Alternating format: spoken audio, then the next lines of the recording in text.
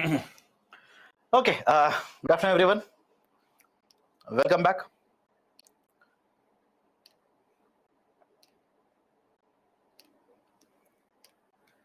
Am I audible?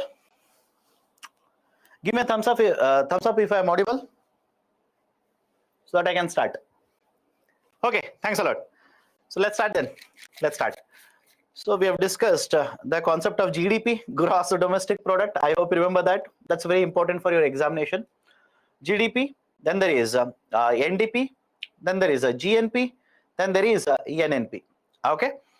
Now let's have the continuation of the discussion. Next concept will be pro-cyclical and counter-cyclical. Pro-cyclical and counter-cyclical. Okay, let's start. Now, in order to understand the concept of pro-cyclical and counter-cyclical, we need to understand the idea of a economic cycle or business cycle. Now, I hope you understand whenever I use the term GDP as to what I'm referring to. I hope so that you are very clear as to understand what I'm actually referring to when I say, let's say, GDP. In addition to GDP, there is a term called as GDP growth. One is GDP and the other one is GDP growth. Do not be confused between both of them. Whenever they use the term GDP, they are simply referring to the market prices of goods and services. Is it okay? GDP is nothing but market prices of goods and services.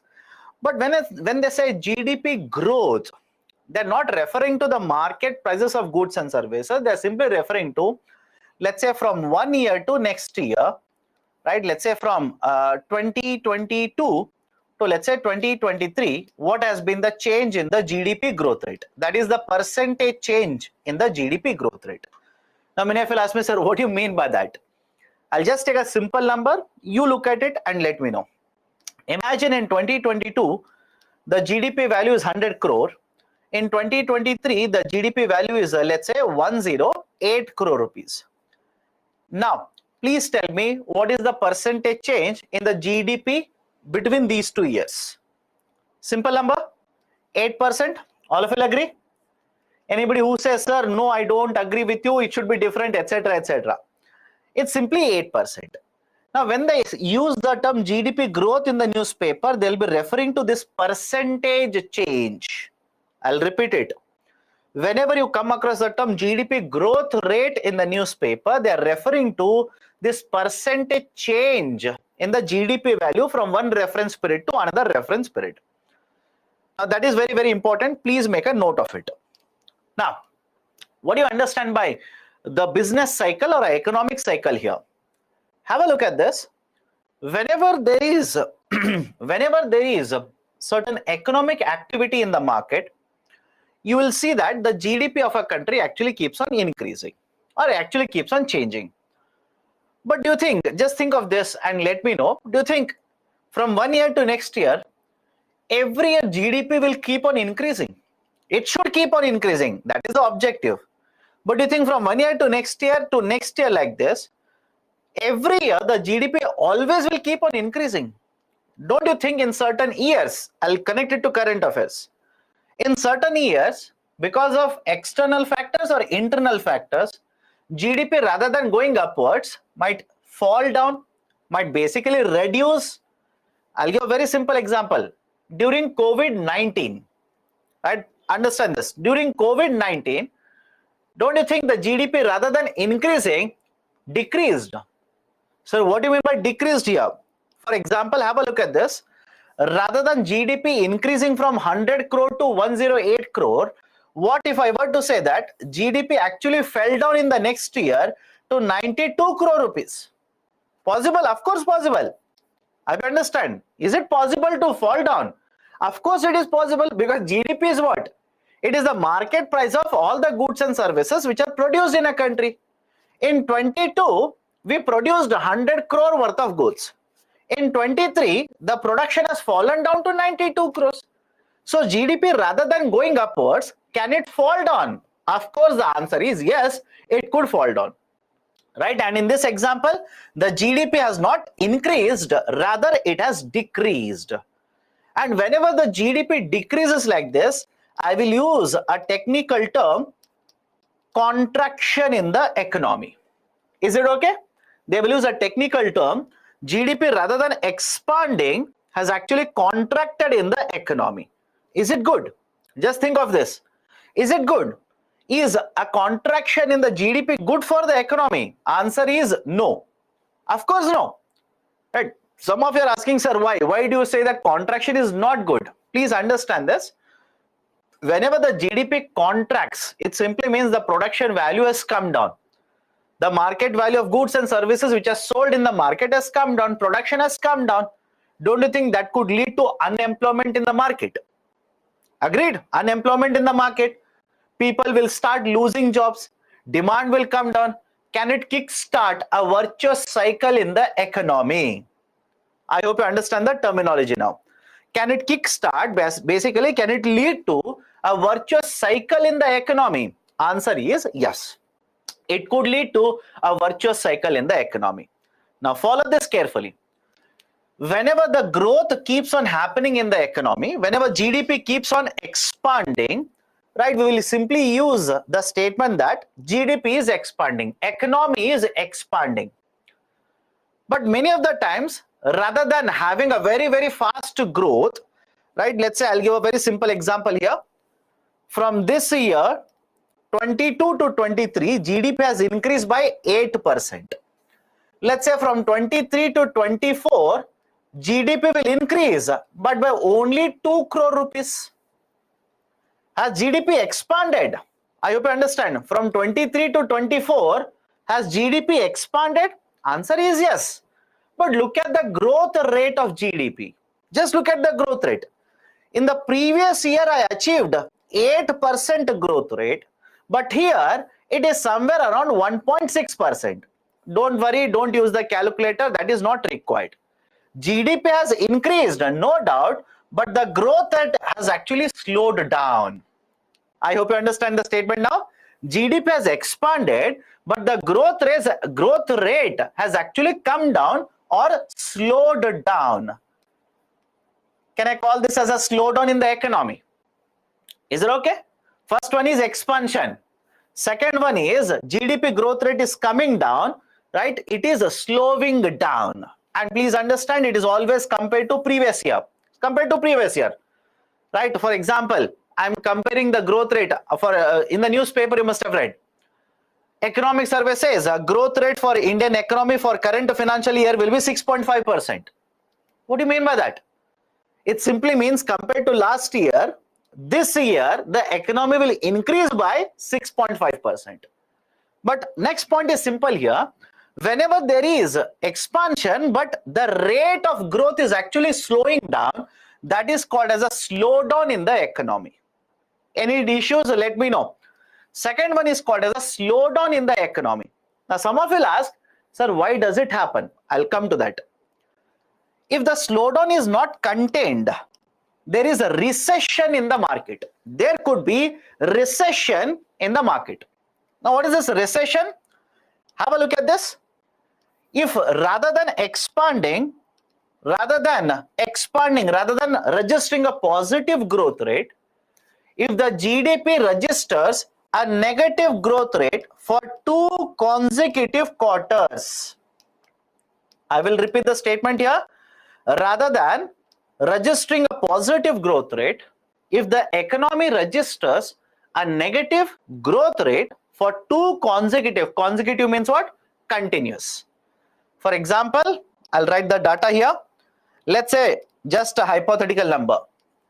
Quarter 1 for financial year 23, growth rate is -7%. Quarter 2 of financial year 23, growth rate is -3.8%. Now simple question to you people. Are these 2 consecutive quarters? Think of it. Are these 2 consecutive quarters? Yes. In both of these consecutive quarters, there is a negative growth rate. Again, the answer is yes. So whenever in 2 consecutive quarters, if the negative growth rate is registered by the economy, this is basically referred to as recession. Any difficulty? Let me know. in 2 consecutive quarters, if the growth rate is negative for the economy, 2 quarters, if it is a negative for the economy, then this is called as a recession. Right? Has India experienced a recession in recent times? Of course, yes. Right? During the pandemic, 1920, during the pandemic, there was a contraction in the economy. In 1 quarter, we registered a slump of around 24%. Slump means, again, contraction.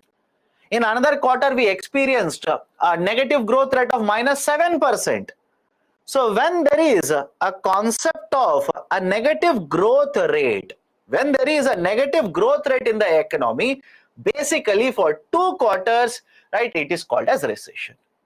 Then what is the difference between contraction and recession? My dear, contraction can be for 1 quarter also. Now I'm teaching basic English then. I'm teaching English now. Contraction can be for 1 quarter. But in 2 consecutive quarters, there is a contraction in the economy. That is for 2 consecutive quarters. It could be quarter 1, quarter 2. It could be quarter 2, quarter 3. It could be quarter 3, quarter 4. Or quarter 4 of this year and quarter 1 of next financial year. So in 2 consecutive quarters, right, basically that is referred to as recession. Okay. Now there was one more question. What is contraction, and is contraction same as slowdown? My dear, that's simple idea. Na? Slowdown, I told you, right? That is the reason I keep on telling the students, observe what I write on the slide and listen to it very carefully. I said from 2023 to 2024, Indian economy has expanded. Now tell me, expansion is equal to contraction. But I said, if you look at the previous year, in which we registered 8%, now I'm registering a growth rate of 1.6%. I said, has the growth rate slowed down? Has the growth rate come down? Answer is yes. If it continues to go down, the economy expands, but at a very slow growth rate, receding growth rate, that is called as a slowdown. Okay, so just keep on listening very carefully to whatever I discuss.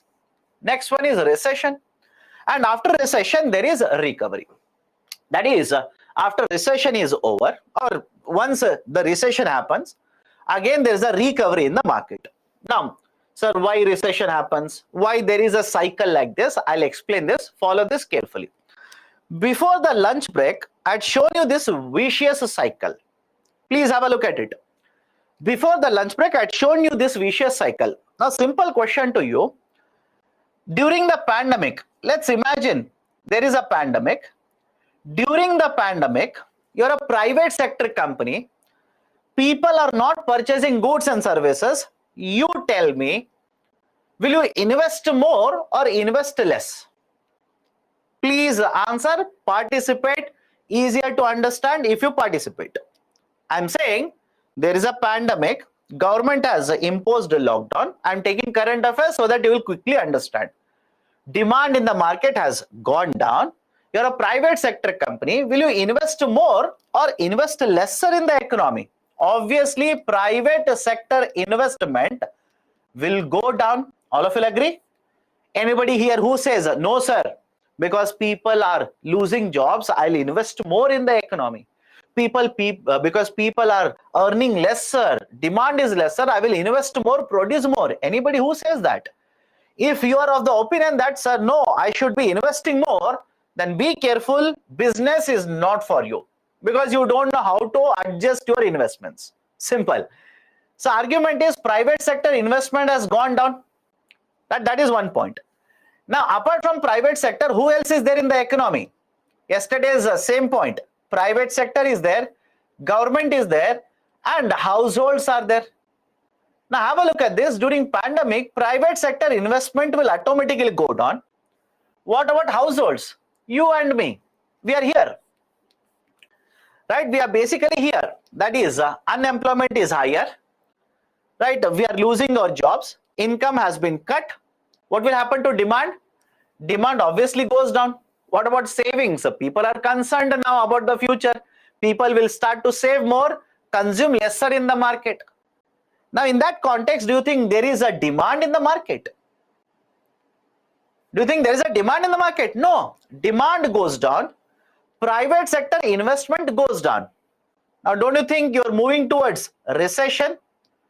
From very good growth rate, where you could be expanding the economy, first you will go to slow down, then you will basically fall into recession. Is the logic okay here? Anybody disagrees? Let me know. Is the logic okay? I'm taking current affairs so that you will quickly understand. But can we allow this to continue? If you allow this to continue, then from recession, you will enter into depression. From recession, you will enter into depression. Sir, what is depression now? I've given the definition. Please have a look at it. Whenever the recession prolongs for a period of more than 3 years, negative growth rate, continuously for 3 years, that is called as depression. Or if the GDP of a country declines by more than 10% in a span of 3 years, that is also called as a recession or depression. Very, very dangerous. The last time depression happened in the global market was in 1930s. I repeat, we have not experienced a depression recently. Pandemic has led to recession, not in India, but many countries. But we did not experience a depression.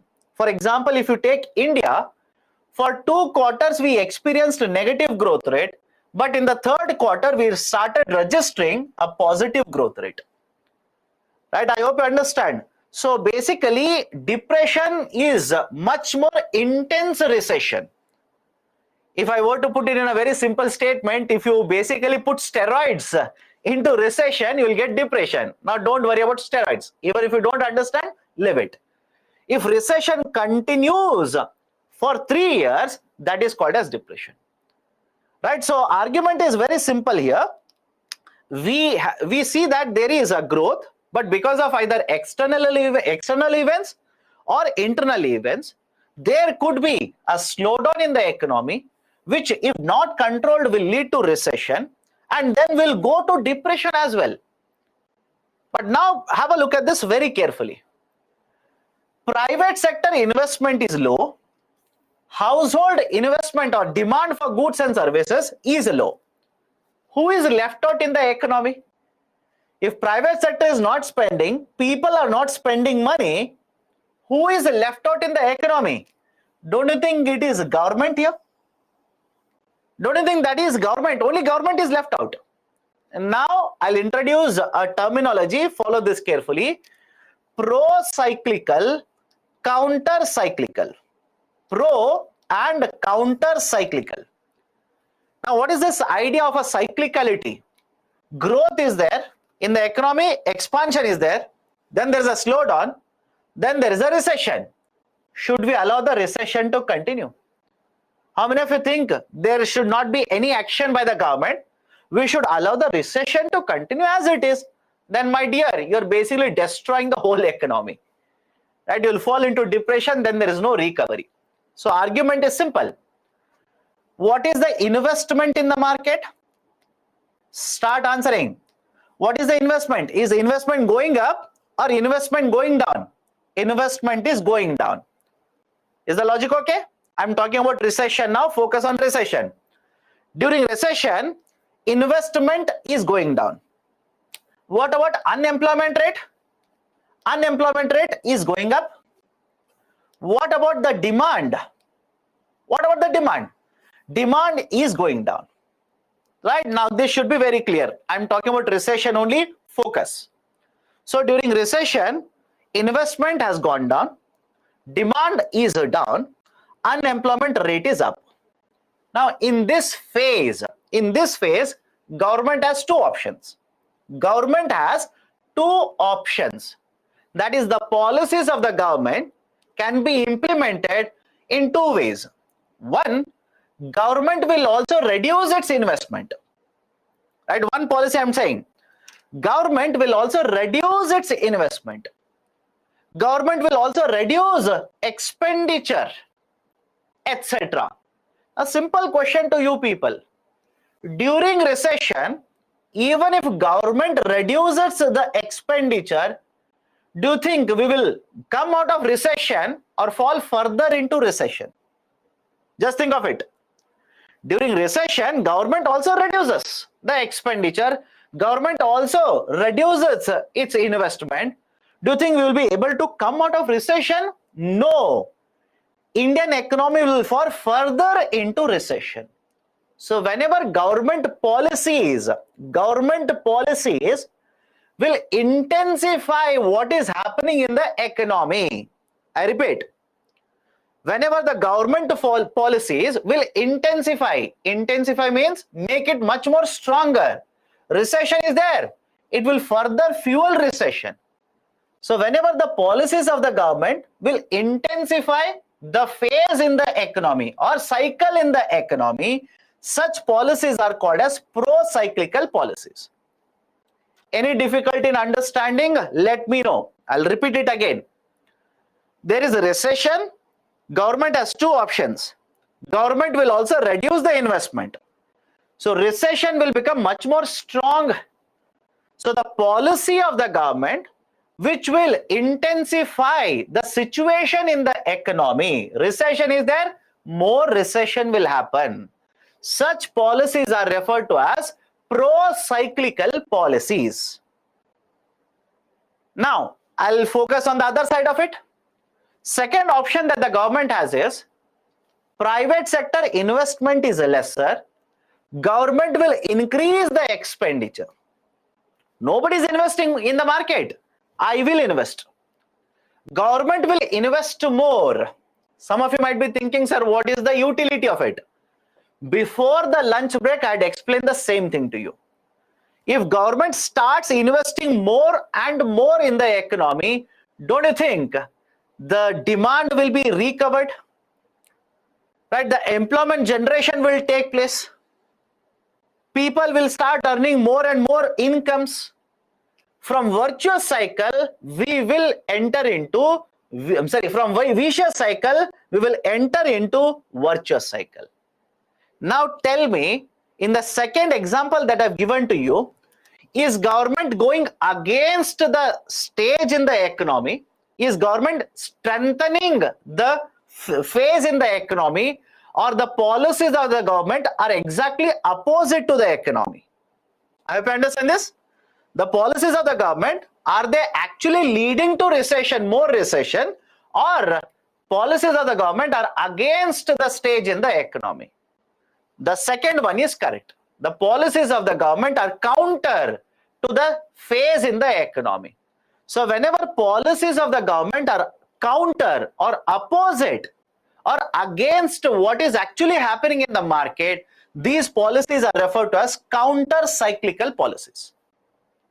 Is it okay? Pro-cyclical means you will intensify what is actually happening in the market. Counter-cyclical means your policies will basically be opposite to what is happening in the market. During recession, investment is low.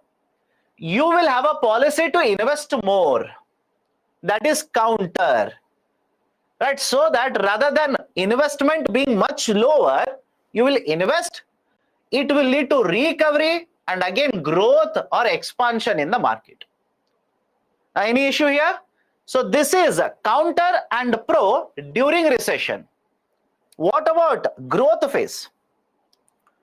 What about this phase, expansion phase? Right, focus on this. During expansion, what I told you, the GDP would be growing. GDP would be increasing at a very good pace. Now you tell me, during expansionary stage, what about private sector investment? Don't you think private sector would be investing more and more in the economy? Because obviously GDP is growing means what? Demand is there in the market. I'll write that also. Demand is there in the market. People are having jobs. Employment is increasing. Private sector is also investing because they have a demand. They want to produce more, earn more profit. So during an expansionary stage, you will see these kind of features in an economy. Now follow this carefully. Again, pro and counter. Pro and counter. Now, if the investment is already high in the market, government also increases the investment in the market. Investment is already there. Growth is very good. Employment is increasing. If the government will also invest more again in the market, that is pro-cyclical policy. Everybody agrees? That is pro-cyclical policy. But government looks at the market. It says, okay, already employment generation is very high. Demand is also very high. Investment from the private sector is also very high. I will not increase my investment. I will rather reduce the expenditure. Government will rather reduce its expenditure rather than increasing the expenditure. Can I call this as a counter-cyclical approach? Can I call this as a counter-cyclical? Answer is yes, by the way. Now, generally what we expect the government to do is follow a counter-cyclical approach. Follow this carefully. This is important. Generally, what we expect the government to do is follow a counter-cyclical approach. During recession, there is no option. Government has to follow a counter-cyclical approach. Anybody has a problem with respect to counter-cyclical approach during recession? During recession, you don't have any option. Government has to follow a counter-cyclical approach. There is no option available to the government there. Now, many of you will ask, sir, why? Why during even expansion, government should go for counter-cyclical approach? The answer to the question is very simple. To explain that, I need to add one more terminology for you people, inflation. In fact, the next chapter is inflation, but let me give you the basic definition here. Inflation means what? Whenever the price levels in the economy, keep on going upwards, that is called as inflation. And when the inflation reaches, let's say 6%, 8%, 9%, it is not good for the economy. Now, many of you ask me, sir, what do you mean by inflation here? I'll give a very simple example. Imagine, right, in the economy, we use, let's say, 10 goods or services, or 10 goods and services. Again, this is not the complete explanation related to inflation. Next chapter is inflation. I will take it. Have patience. But look at the definition here. Imagine in the economy, we generally use 10 goods and services. This 10 goods and services is referred to as basket. What is a basket? A basket is nothing but collection. Okay, this is referred to as a basket or collection. For this basket of goods and services, let's say last year I paid 100 rupees and next year I will pay 110 rupees. What has happened here? Simple terms, the prices for this group of goods and services has increased by 10%. This rise in the price level of basket of commodities, I repeat, this rise is nothing but increase. This increase or rise in the price level of basket of commodities is called as inflation. Any doubts with this definition? Again, don't worry, sir, how it is measured, why it is measured, what is the impact?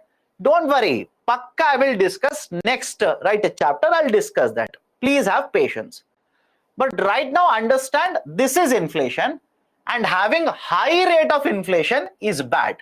Again, why bad? Have patience. Assume it is bad. Right? I'm saying it is bad, so assume it is bad. So having a high rate of inflation in the market, it is bad. Now have a look at this. During expansion, what is happening in the economy? During expansion, investment is higher. Agreed? Demand is already higher. Employment is also increasing at a very good pace. Now, if government also follows a pro-cyclical policy, increases its expenditure, you tell me, what do you think will happen to demand? Do you think the demand will come down compared to earlier situation, or demand will further increase in the market? The demand in the market will further go up. I hope you understand. Somebody says go down.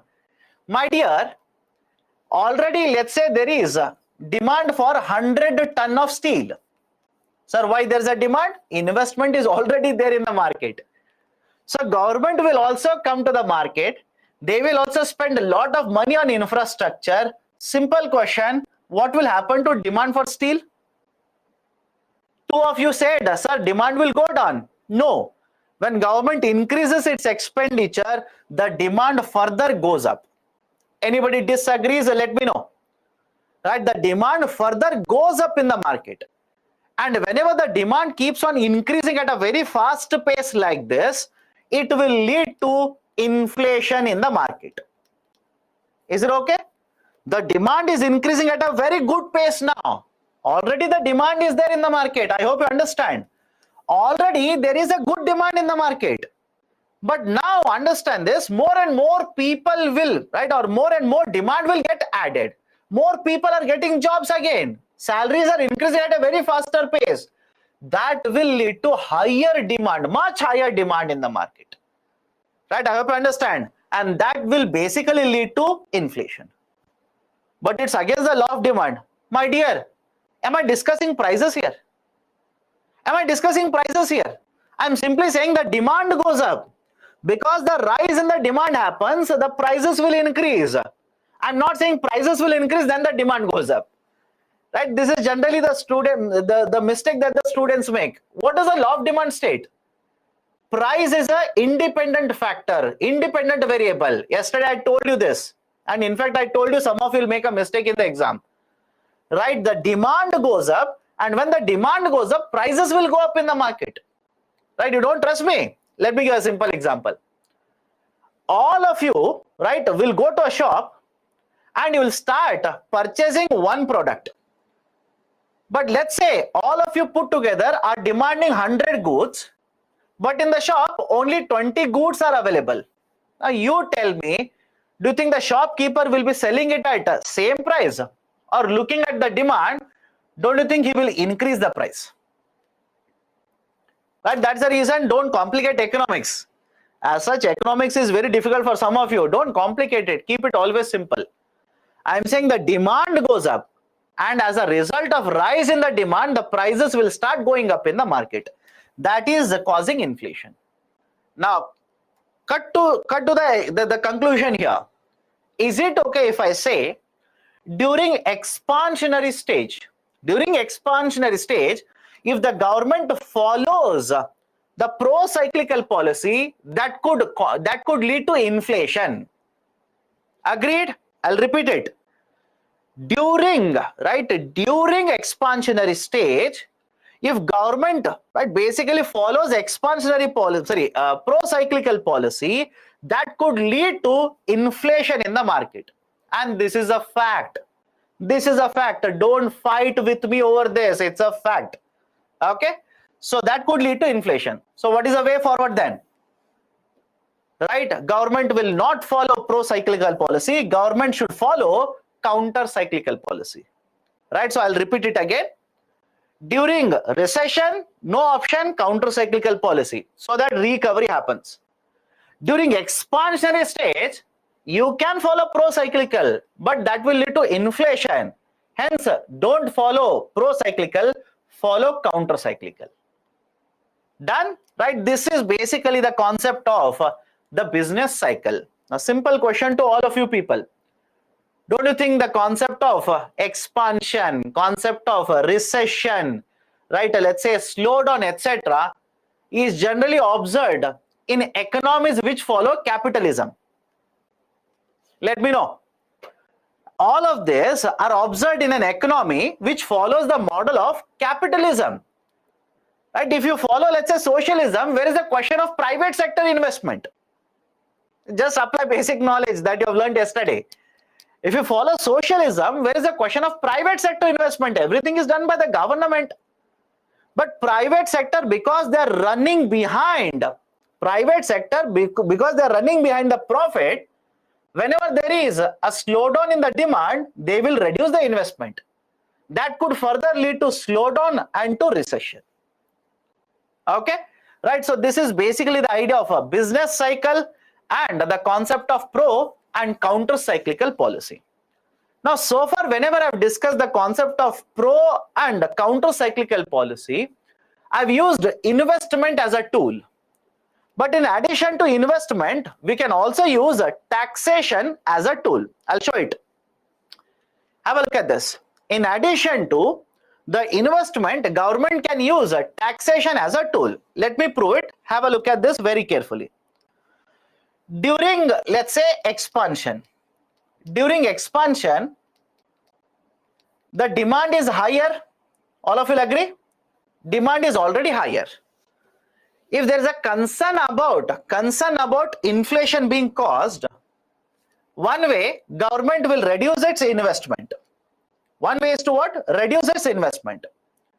Second one, can we also use a taxation policy to reduce the demand so that inflation will not take place in the economy, so that the demand will go down in the economy? How? I hope you remember yesterday's concept of disposable income. The idea of disposable income. Imagine your income is 100. I will impose a tax of 10 rupee. Your disposable income is 90. But what if even this 90 rupees is very high, as a result of which demand is very high in the market? It could cause inflation in the market. Can I reduce it to, can I increase it to 20 rupees? As a result of this, the disposable income will fall down to 80. Now, when the disposable income will fall down or reduce to 80, what do you think will happen to demand? Tell me. What do you think will happen to demand for goods and services in the market? Demand for goods and services in the market automatically will go down. Some of you are saying increases. How, my dear? How? I don't understand sometimes how you actually answer to these kind of questions. Earlier you were earning 90 rupees. Now earning means in hand. Now you are getting 80 rupees in your hand. So compared to earlier situation, you will spend more money. How is that possible? You teach me then. How is that possible? From 90, your disposable income has fallen down to 80 rupees. Your argument is my demand will go up in the market. How? Right? Do you think from 80 rupees you can purchase more set of goods and services compared to having 90 rupees? Just apply common sense, na? Right? So demand in the market will go down. And when the demand in the market will go down, can we simply say government policies are exactly opposite to what is happening in the market? Is it okay? Government policies are exactly opposite to what is happening in the market. They are reducing the intensity in the market. And if they are reducing the intensity in the market, is it counter-cyclical or pro-cyclical? This is counter-cyclical. This is counter-cyclical. Any difficulty here? But please be very careful.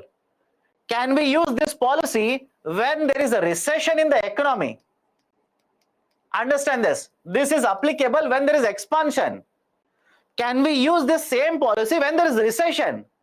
Recession means what? Already the demand is low. And now government says, I will impose more taxes. If government imposes more taxes, your disposable income already which is lower will further go down. And if your disposable income goes further down, demand will further go down. The recession was there, government will increase its taxation, government is pushing more recession on the economy. So during recession, is it okay if I say that counter-cyclical policy of the government will be to reduce the taxes? Any disagreement? Let me know. During recession, the counter-cyclical policy of the government will be to reduce the taxes. Pro-cyclical will be to increase the taxes. Counter will be to reduce taxes. So what I've discussed so far, it is given in the table. Please have a look at it. Now there are two terminologies here, contractionary, expansionary and FP. Now what is this idea? FP stands for fiscal policy. Understand my statement here. FP stands for fiscal policy. What is the idea of fiscal policy? Fiscal policy simply means any decision of the government related to expenditure and taxation. I'll repeat it. Any decision of the government related to expenditure and taxation, and fiscal policy is always undertaken by the government, right? Because later in the classes you will also come across concept of monetary policy.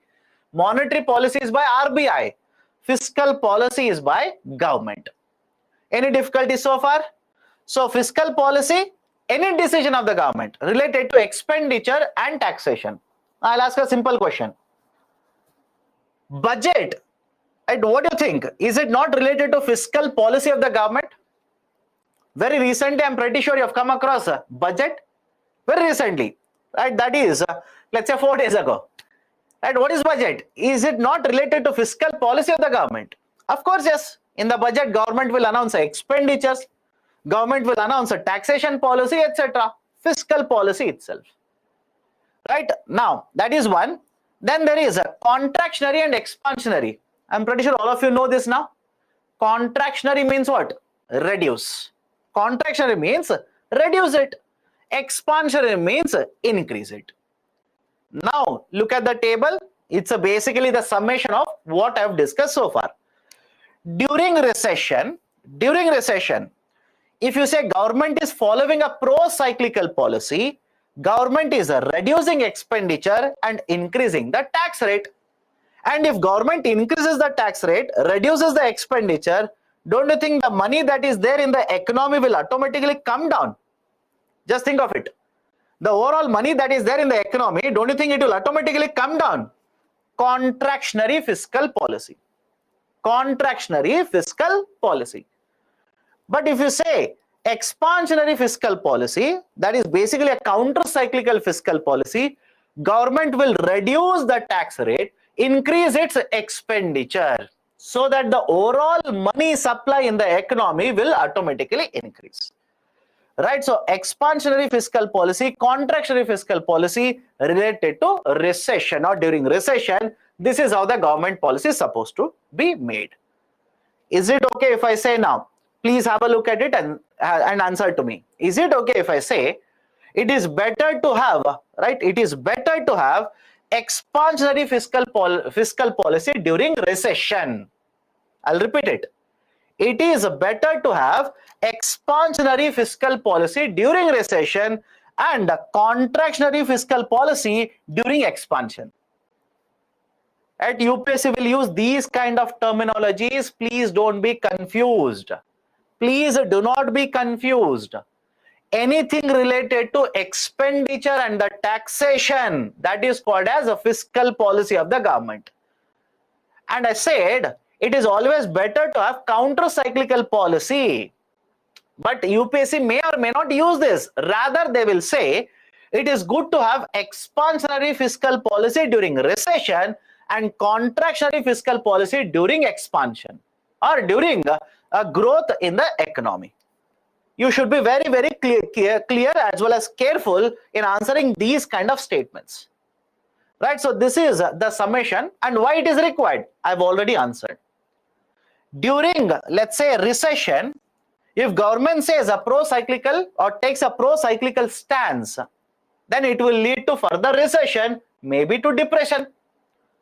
Right? And if it takes expansionary policy, then basically, right, it will promote a recovery in the economy. And on the other hand, during expansion, if government basically follows, let's say, expansionary fiscal policy, it will lead to inflation.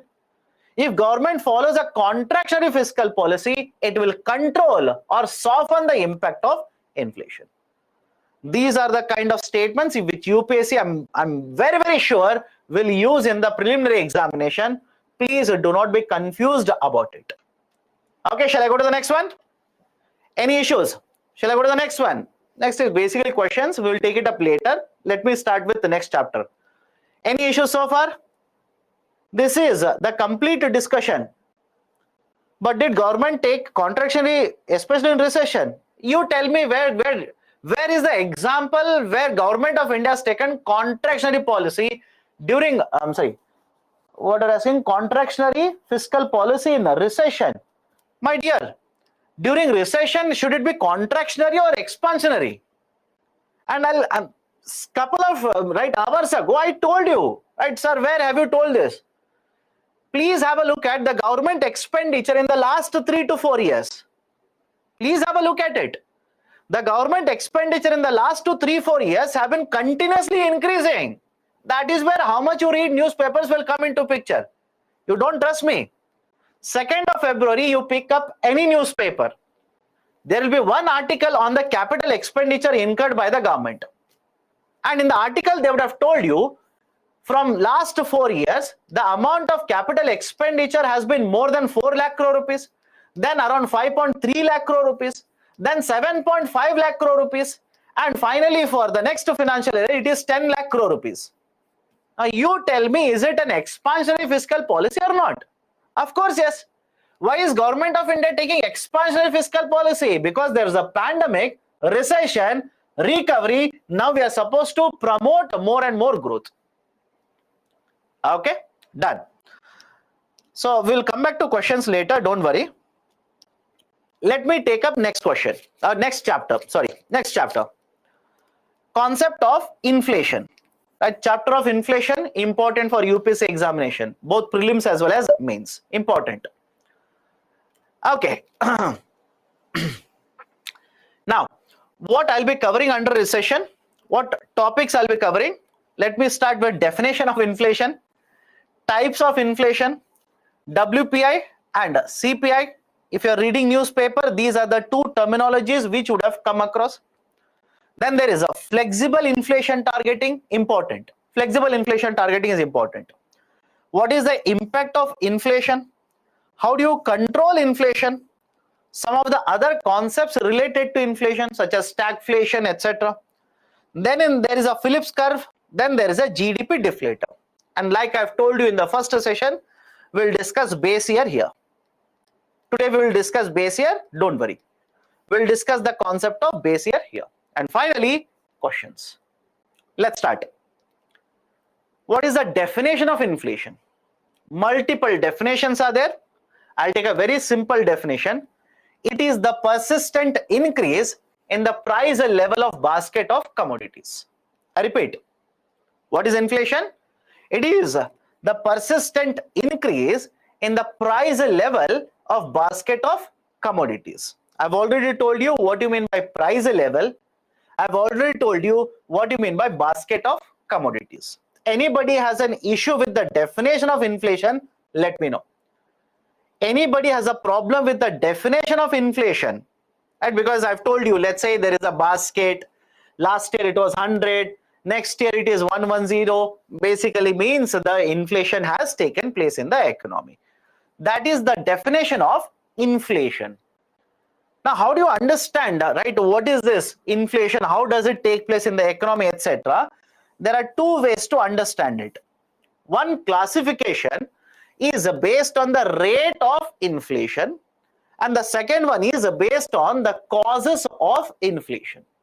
One way to look at, right, the inflation is classifying the inflation based on the rates of inflation. Right? For example, in the newspaper, you'll come across this. Inflation rate is 4%. Inflation rate is 6%. Inflation rate is 23%, etc., etc., etc. First is based on the rate of inflation. How do you classify it? And next one is much more important, as far as I'm concerned, the most important part for you for UPSC examination from this chapter, that is based on the causes. What is the idea of inflation? One more time, inflation definition. Whenever the price level of basket of commodities, that is, let's say, there are basket of commodities. Basket means group of the goods and services. It could be only goods. It could be a combination of goods and services. Sir, where only goods are present, where goods and services are present, we will understand. Give me some time. Whenever you're basically looking at group of goods and services and the prices that you're paying for this group or the basket increases, that is referred to as inflation. Now, the type of inflation based on the rate. There are three classifications. One is called as a moderate rate of inflation. Second one is galloping rate of inflation. And the third one is hyperinflation. One is moderate, second one is galloping, third one is hyperinflation. Now, what do you mean by moderate rate of inflation? Whenever inflation rate is in a single digit, I repeat, whenever inflation rate is in a single digit. Any examples for this? Take Indian economy. Just look at Indian economy's inflation rate. You will realize that in the last 4 to 5 years, inflation rate has been in the range of, let's say, 5%. Inflation has been in the range of, let's say 6%. It has been around 7%. So whenever inflation rate is in a single digit, such inflation is referred to as moderate inflation. Any difficulty, let me know. Moderate means what? Inflation rate is less than 10%, and less than 10% is also referred as single digit number. Don't ask me, sir, what do you mean by single digit here? Less than 10%, because the moment you write 10, 11, these are double digits. And because two of you actually asked me, sir, what do you mean by single digit? Right? Single digit means single number, right? So less than 10%, it is called as moderate rate of inflation. Any example for a moderate rate of inflation? Best example is Indian economy in the recent times. Now, that is the first one. Second one is galloping rate of inflation. Okay, galloping rate of inflation. Whenever you come across the term galloping rate of inflation, if the inflation rate is in double digits or triple digits, example, Sri Lanka very recently. In the context of Sri Lanka, the rate of inflation was 30%, 28%, etc. And another example, current affairs, Pakistan. Just look at the inflation rate in Pakistan. It's very high. So whenever the rate of inflation is in a double digit or a triple digit number, that is called as a galloping rate of inflation. Any difficulty here? Again, all these are not very technical also. If it is a single digit number, less than 10%, call it as moderate. If it is a double digit or a triple digit number, call it as a galloping rate of inflation. And if it is uncontrolled inflation, astronomical means uncontrolled. Sir, what do you mean by uncontrolled or astronomical? I'll give an example. There have been instances where countries have experienced 2.7 lakh percentage inflation rate. Very recently, Venezuela experienced 80,000 percentage rate of inflation. Do you think these are very small numbers? 80,000 percentage, it is a small number. Answer is no. That's a mind-boggling, astronomical, very large rate of inflation. So whenever any economy experiences an astronomical rise in the price level of the commodities, that is referred to as hyperinflation.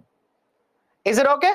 Right, so moderate, galloping and hyper. Why does it happen? What can government do? Have patience, my dear. We are at the surface of inflation. Let's go one by one. What causes? What it will be referred to? What can government do? Have patience. Everything will be taught. There is a statement or there is a saying in English. Good things will always come to people, those who wait. So have patience. Let's have a discussion regarding that. Okay. Now, to answer your questions. Sir, why does it happen? Why there is a very high rate of inflation or even moderate rate of inflation or a galloping rate of inflation? I will classify the causes of this under two heads. Understand this carefully. I will classify the causes. What can cause this concept of inflation? I will classify this under two heads. One, what factors will contribute to demand in the market? Basics of economics, supply and demand. I hope you understand this. Right? Yesterday also I was discussing about this. In the market, there are two sides. There are two participants in the market. The one who will supply, the one who will purchase. Supply side, is there any cause that will contribute to inflation? demand side, that is the buyer side, is there any factor that will contribute to inflation? Very simple logic, do not complicate it, keep it always simple. I'll ask you a very simple question, you tell me whether this is a supply side or a demand side. Imagine today the class is over. Into all of your accounts, government will transfer certain amount of subsidies. Just think of it and answer. Into all of your accounts, government will transfer certain amount of subsidies. Will it cause supply side inflation or will it cause a demand side inflation? Think of it and answer.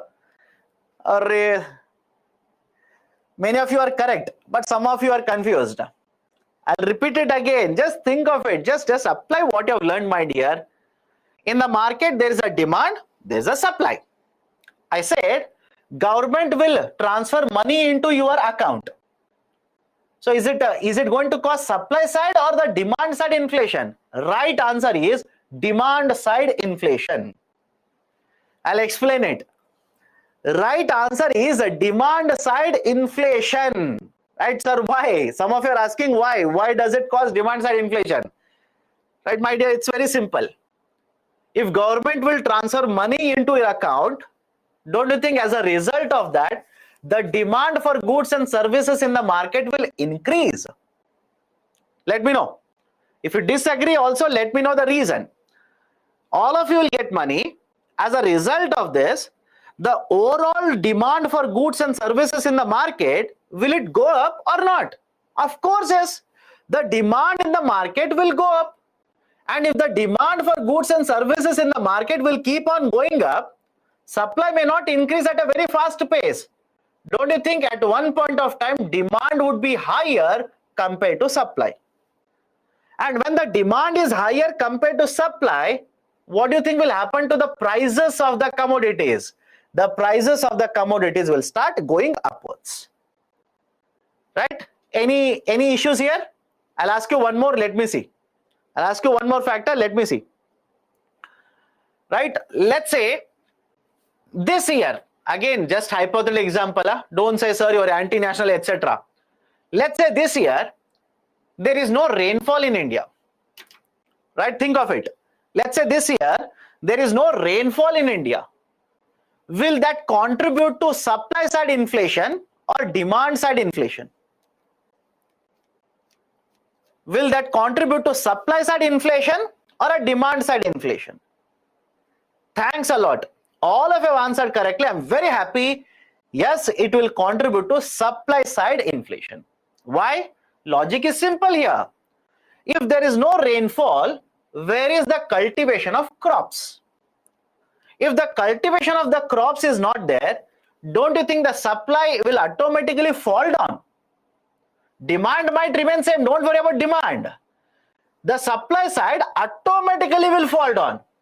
Now, what is the situation? Supply is much lower compared to what is the demand in the market. Will it not again lead to higher rise in the prices? Because again, some of you will simply look at it and say, sir, but demand is higher than supply. My dear, demand is not changing. Supply is changing. I hope you understand. Demand is not changing. Supply keeps on changing. Supply goes down. Obviously, there's a mismatch. And that will contribute to higher rise in the prices of the commodities. All of you will agree? Any disagreement, any issues here? Let me know. Okay? So, argument is simple. Inflation means what? Inflation. Sir, one more example. My dear, I have given you around 10 examples in the slide. Just wait. So, inflation basically means what? The market price of the basket of commodities should go up. But the market price can increase because of supply side, right, factors or demand side of the factors. And many of the times both of them take place. I hope you understand. Many of the times both of them are taking place. As a result of this, there will be a rise in the prices. But essentially what happens is either the demand side factor contributes to it or supply side factor contributes to it. It will always lead to a rise in the market prices causing inflation. But let me use technical terms now. If the supply side will lead to inflation, that is called as cost push inflation. If the supply side factors are going to contribute to inflation, that is called as cost push inflation. Prices are being pushed upwards. That is called as cost push inflation. Demand side factors will contribute because the demand is higher than supply. The higher demand will pull up the prices. They will basically drag the prices upwards, hence called as a demand pull inflation. So cost push, demand pull. Let me see, or let me show to you what factors will contribute to cost push, what factors will cause demand pull. Let me start from the right side. Now, earlier we have discussed a fiscal policy. Is it okay? Earlier we have discussed a fiscal policy. Now, simple question to you people. If Government of India follows an expansionary fiscal policy during expansion in the economy, can it contribute to inflation or not? Simple, right? If there is expansionary fiscal policy followed by the government during expansion in the economy, can it contribute to inflation? Yes. Sir, how? Government will transfer money into your account. That is basically one of the ways that Government of India will follow expansionary fiscal policy.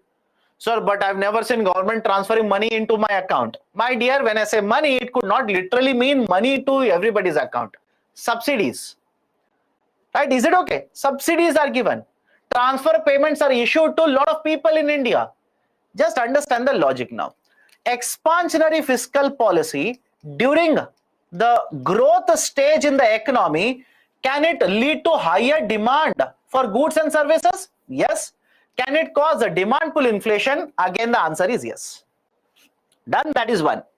Second one, monetary policy now. Now let me explain what is monetary policy. Understand this carefully. Next week again we will take up banking sector. In detail we will discuss what RBI does using monetary policy. But follow this carefully. Monetary policy, point number one, it is decided by Reserve Bank of India, RBI. I'm using the term RBI, but technically there is a committee, Monetary Policy Committee. Okay. So RBI decides monetary policy. Now, can RBI increase the money supply in the economy? Of course, yes. How? I'll give a very simple example. Here is RBI. RBI will give loan to a bank. Bank will give loan to, let's say, me, using which I will purchase goods or services in the market, such as car, two-wheeler, housing, personal loans, etc., etc., etc. Multiple ways it can happen. Follow the sequence now. If RBI reduces the rate of interest on the loan that they give to bank, can I say that bank will also reduce the rate of interest on the loans given to me? Yes or not? Anybody who says, sir, no, it will not happen, please let me know. RBI reduces the rate of interest on the loans that they're giving to banks. Obviously, what will the banks do?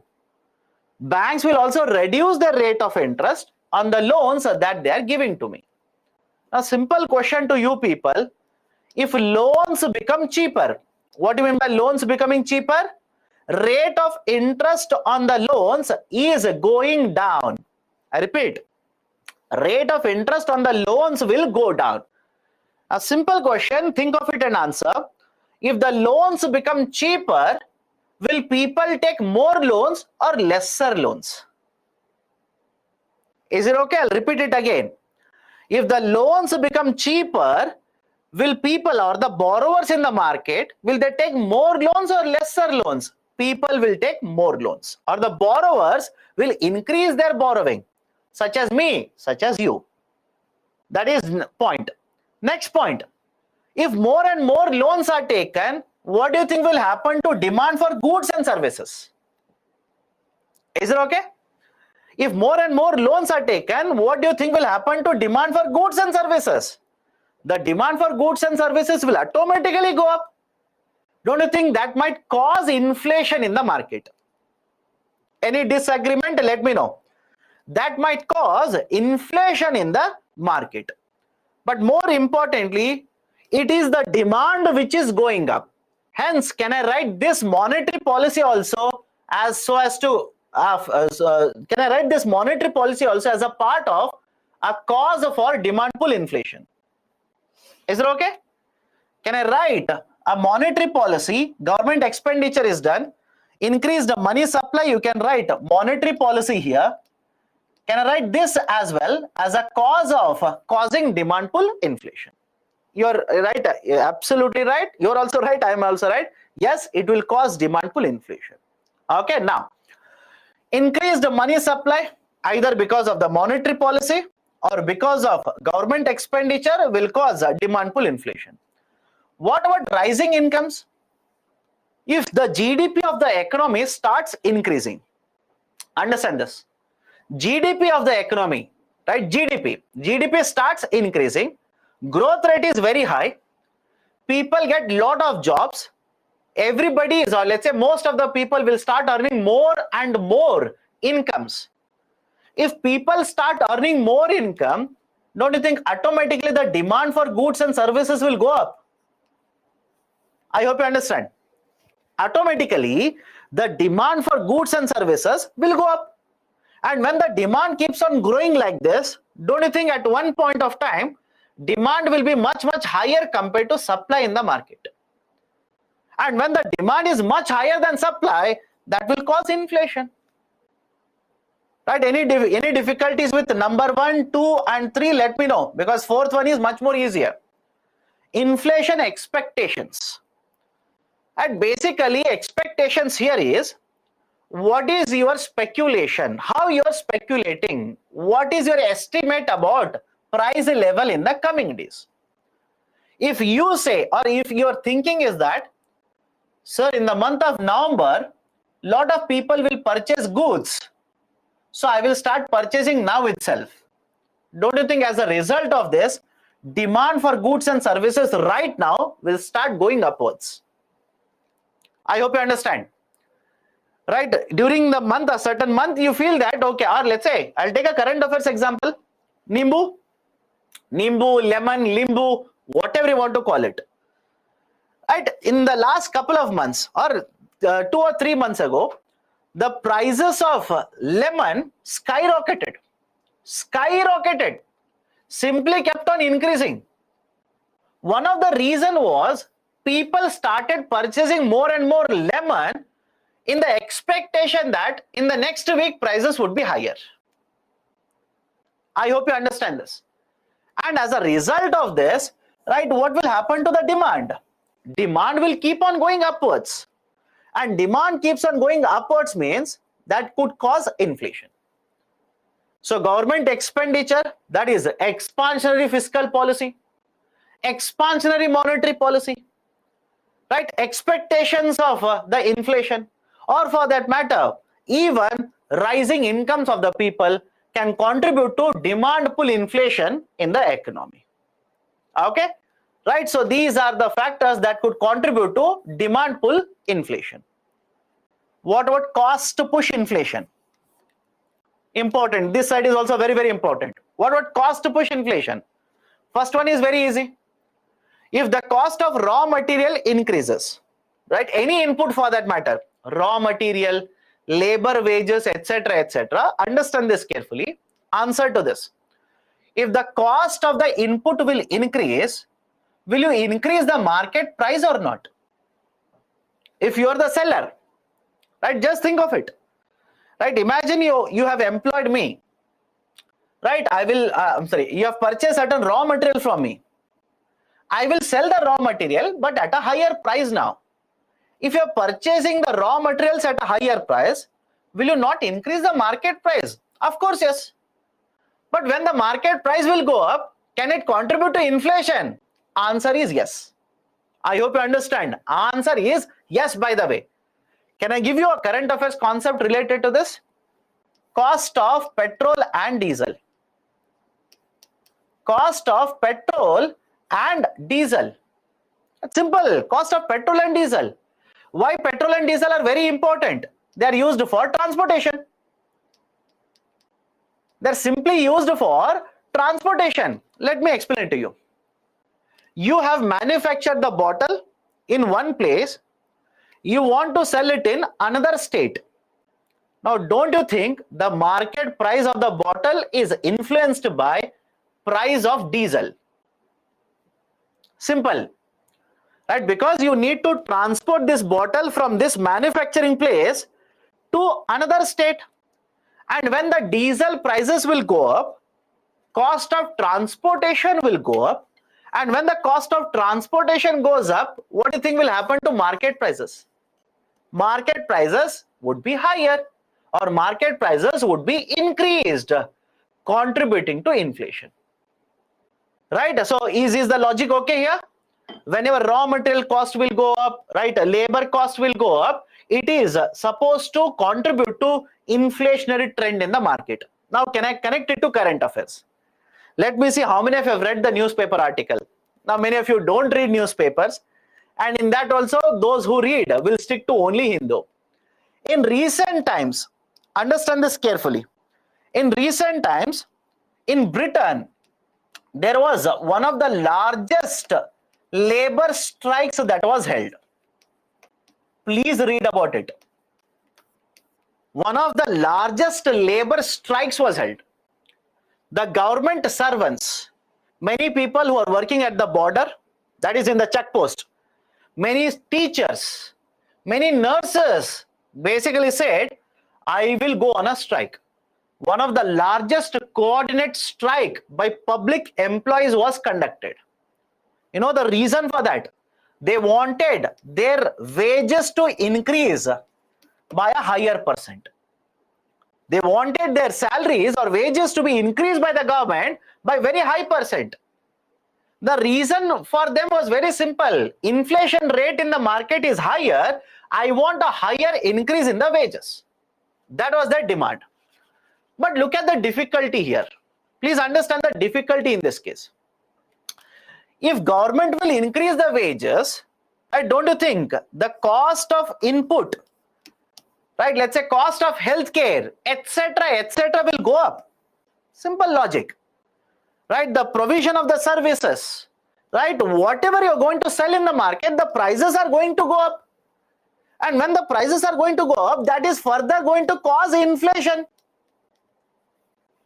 Right? Inflation will further increase. In fact, inflation is higher in UK, already high. And the workers are saying, because the inflation is high, give me higher wages. The Prime Minister of Britain, Mr. Rishi Sunak stated, please do not demand a higher rise in the wages, because if I give you higher wages, then it will contribute to inflation all over again. And have a look at this. If you are one of them, if you are one of these employees who already is worried about inflation, you demand higher wages, it will cause inflation, right? It is already there, inflation, it will again cause inflation. Don't you think again you will demand higher wages? That is the beauty of this. Let me know if you disagree with this. You will demand higher wages, I will give you, that will lead to higher inflation. Now you look at the inflation and again say, okay, again higher inflation, give me more wages. Again I'll increase the wages, again inflation will take place. Again you look at the inflation and say, give me more wages. This is called as price wage spiral. Is it okay? This is referred to as wage price spiral or price wage spiral. Don't worry. Or let me be very technical here. Some of you will start correcting me later. Wage price spiral. Why it is called as a spiral? Continuously it will keep on happening. You will basically demand higher wages that will contribute to inflation. Higher inflation, again you will show the inflation, demand higher wages, which will contribute to inflation. That is a cycle. Basically it is a cycle. I hope you understand this. This is a price wage spiral. Right? So first factor is cost of raw material, labor wages, etc. Rate of interest on the loans. Rate of interest on the loans. For example, I am a manufacturer. I want to manufacture the bottle For this, I will take a loan from the bank. Just think of this and be very careful. Right? So I will take a loan from the bank. The bank will charge me, let's say 7% rate of interest. Now look at this and answer. Don't you think whatever rate of interest I will pay, that is whatever interest I pay to the bank, I will consider this whenever I decide market prices? Any disagreement? Let me know. I will consider this and I decide the market prices. Now, if the bank will increase this rate of interest from 7% to 8%, don't you think that will lead to higher market prices? Okay, that will lead to higher market prices. And when the market prices will go up, obviously that is nothing but inflation. Any issues here? Let me know. Any issues here? Higher interest rates means what? I'm paying more interest to the bank. I will account for higher interest when I decide the market prices. I will increase the market prices. That will again cause inflation in the market. Increased indirect taxes, GST. Right, again, right now don't worry. Next week we will discuss GST in detail. Have a look at this. In case of GST, I'm selling this in the market at 100 rupees. Government will impose a tax of 10 rupee. So the market price is how much? 110 rupees. 110 rupees. Now the government will increase the tax rate from 10 rupees to 15 rupees. Can I simply say the market price will become automatically 115 rupees? So when the market prices will increase because of taxation, will it lead to inflation? Of course, yes, it will lead to inflation. Now, next one. Monetary policy affect to cost push inflation? Yes. If understand this, again be very, very careful here. Don't generalize everything. If the loans that are given to manufacturers, if they become costlier, I hope you understand my statement. If the loans that are given to the manufacturer, if they become costlier, that could contribute to inflation in the market. Okay. Supply shock. Next three are important. Understand one by one. Supply shock, structural inflation, hoarding and cartelization. Let me start with the first one. Supply shock. What do you mean by supply shock? Whenever there is a sudden disruption,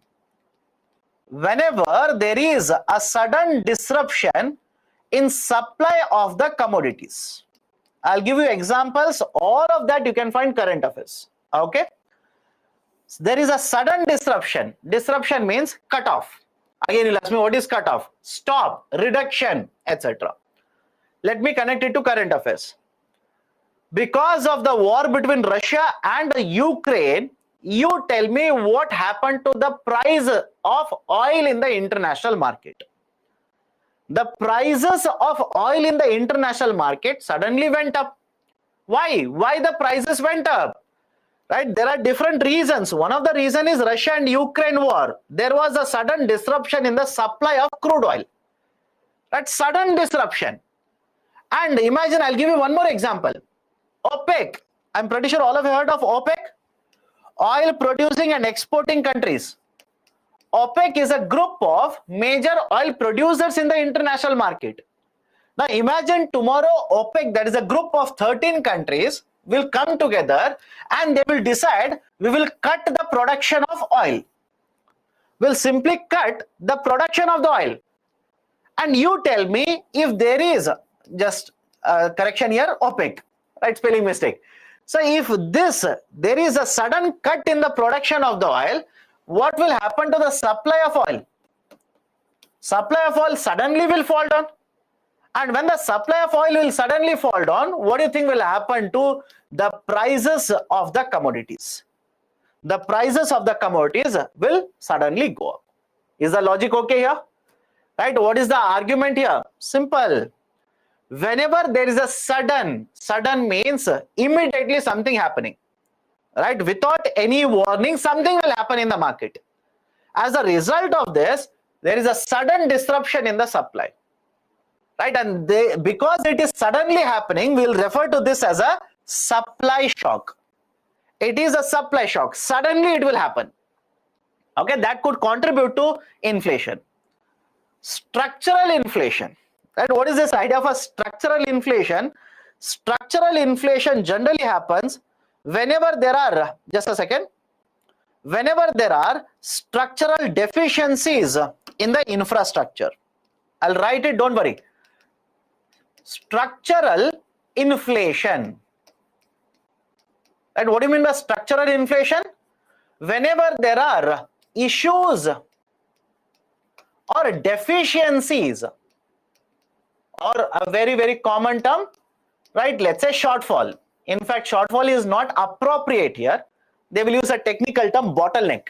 Bottleneck. Right? Whenever there are certain issues or deficiencies or the shortfall of, let's say, certain supporting infrastructure,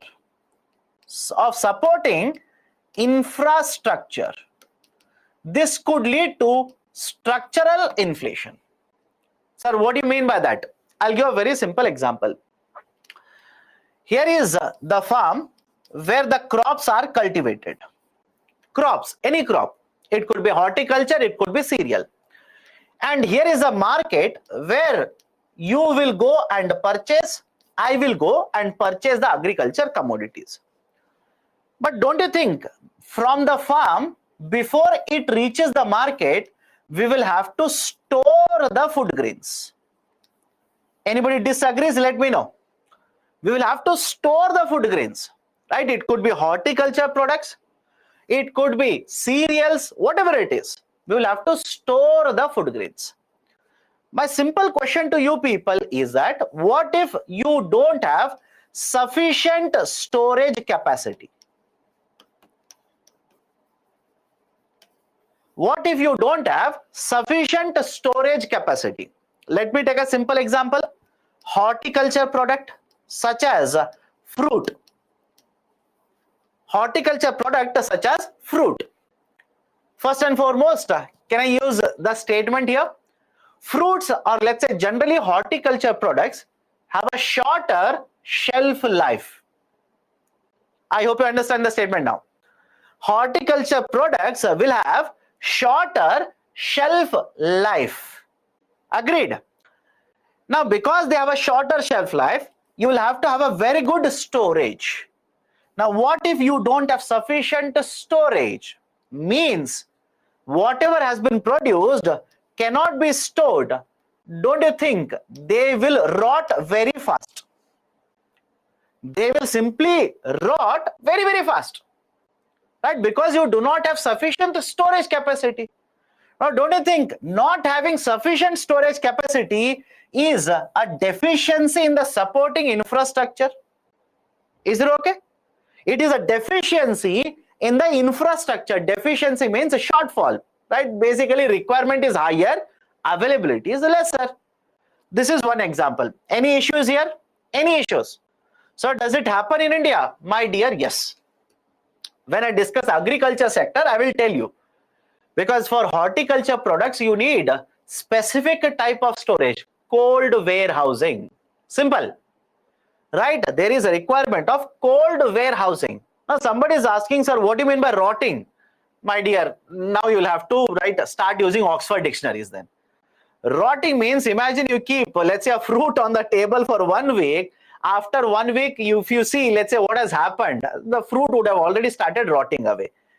Right? So, again, please use at least the basic dictionary words. Right? Start using the dictionaries at least. Okay, so understand this. Can I say not having sufficient storage is a problem? Whatever is produced will not be supplied to the market. Will not be supplied to the market. So can there be a mismatch between the demand and supply in the market causing inflation? Answer is yes, by the way. I'll give you another example. Again, connected to India only. Very much specifically connected to India. Here is a farm. Here is a market. A simple question to you. Don't you think you need to transport the commodities? Again, sir, don't say, sir, where is warehousing, etc. Assume there is warehousing. Don't you think you need to have a transportation involved? In fact, I will introduce a term here. Please remember this. Don't keep on asking what is the meaning of the terminology. Let's not keep on jumping 3 steps ahead, going back 2 steps. Let's not do that. I'll use a word, logistics. What is logistics? It refers to set of activities. It refers to set of activities that are involved in moving a good, from one point to another point. Moving a good from one point to another point. Is it okay? I'll repeat it. There's a term called as logistics. Logistics simply refers to what? Set of activities or group of activities that are involved in moving a good from one point to another point. Sir, what do you mean by that? Let me know. Packaging, transportation, warehousing, etc.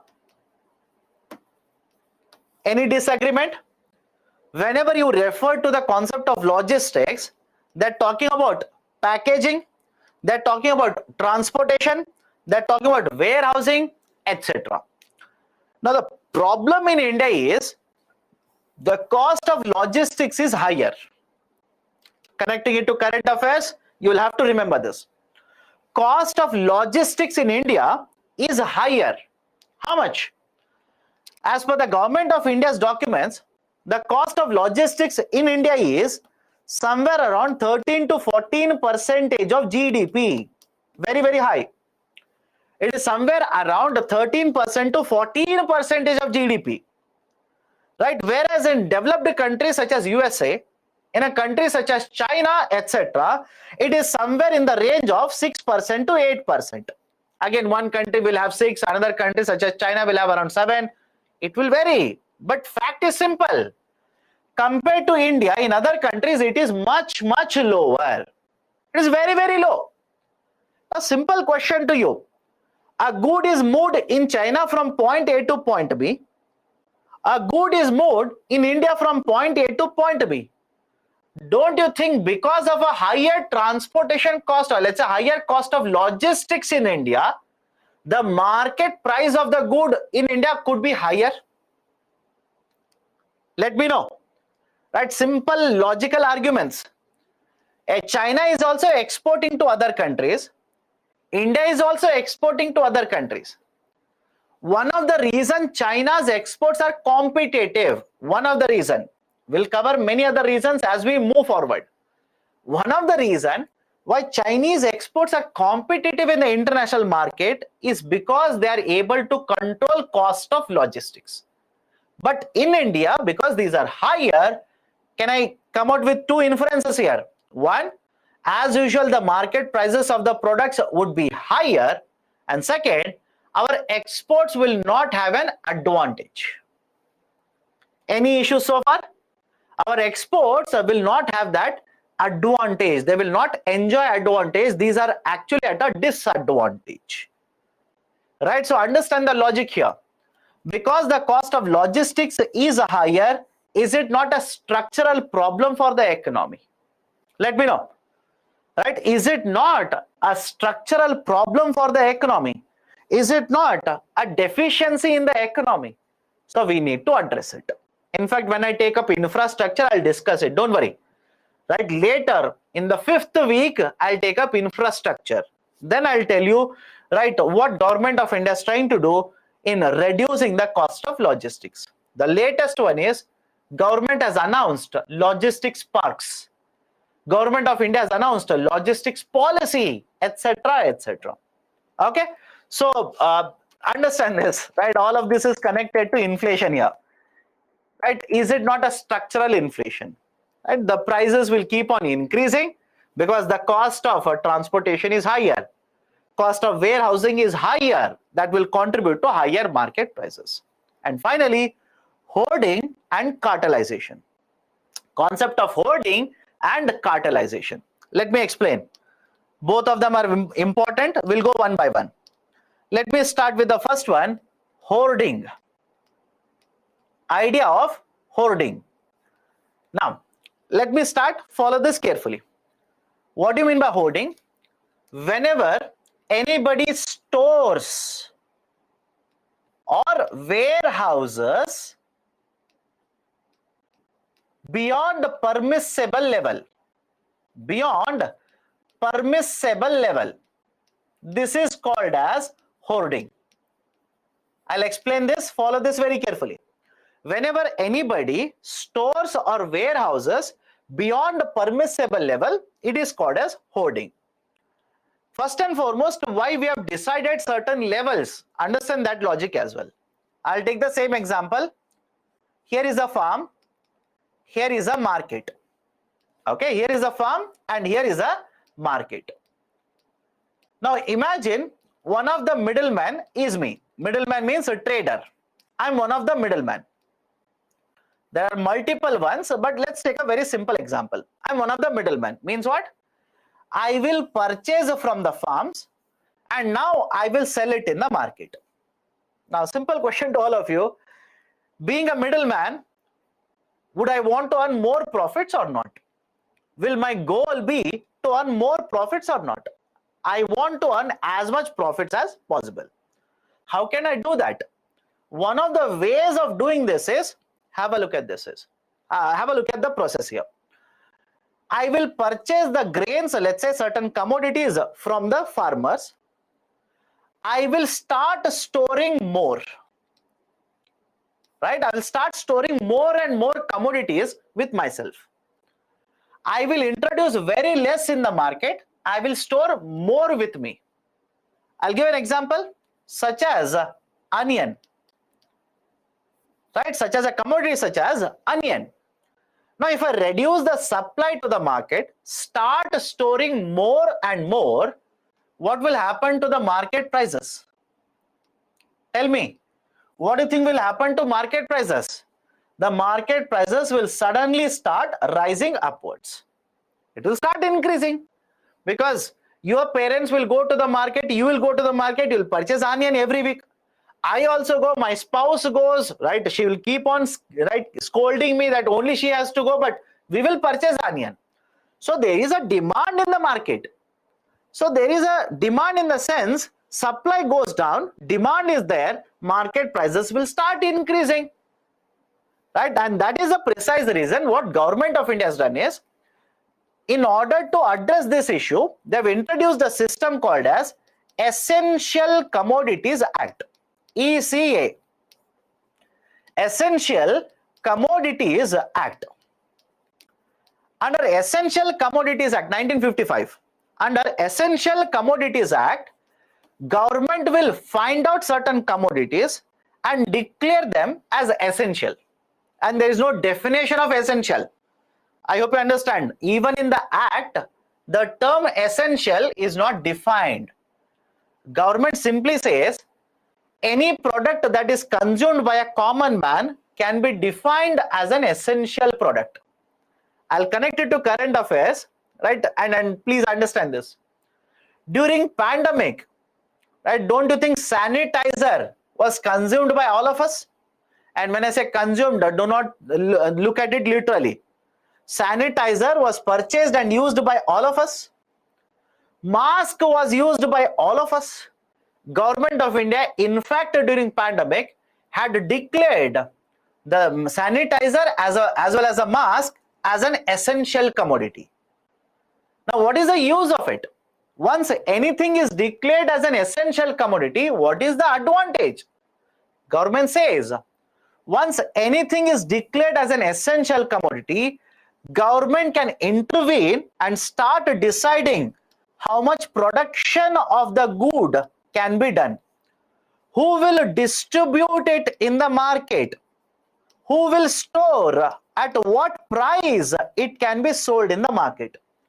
The production, distribution, supply of the essential commodities can be regulated by the government.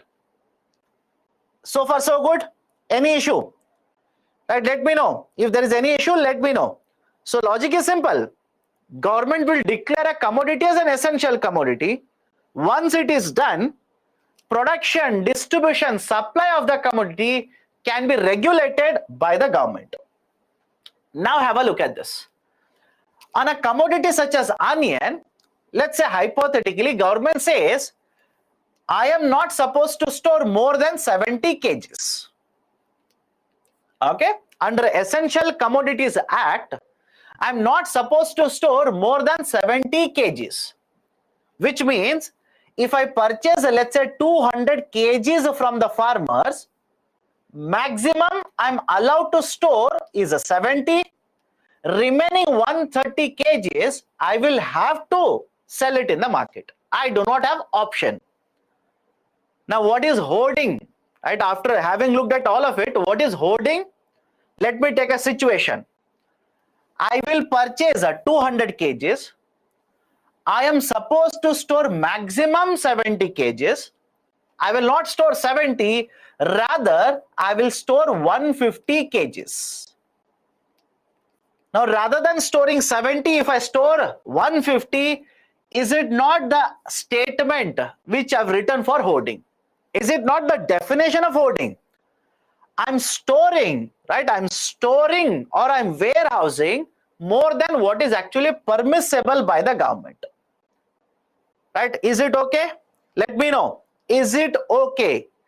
If I'm allowed to store 70 kgs, I will store 150 kgs. So that additional 80 kgs is nothing but hoarding. Now some of you are asking, sir, why? Why are you doing it? Logic is simple. If I store 150 kgs, rather than supplying 130 kgs, I will supply only 50 kgs to the market. Now you tell me, from 130 kgs, the supply of onion to the market is down to 50 kgs. What do you think will happen to prices? The prices suddenly will skyrocket. And when the prices suddenly will skyrocket, I will take the additional onion that I'm holding, I will start supplying it to the market. Will I not make more profit? Will I not earn more and more profit? Answer is yes, by the way. So this is how hoarding can be used by the people, can be used by the middleman in order to basically add to the inflationary trend in the market. Right, sir, what is the solution then? Solution is implementation of Essential Commodities Act. Right, under Essential Commodities Act, if a person is found to be hoarding, if a person hoards commodities, essential commodities, government can impose penalties on them. Is it okay? Government can impose penalties on the people who are involved in the hoarding activities.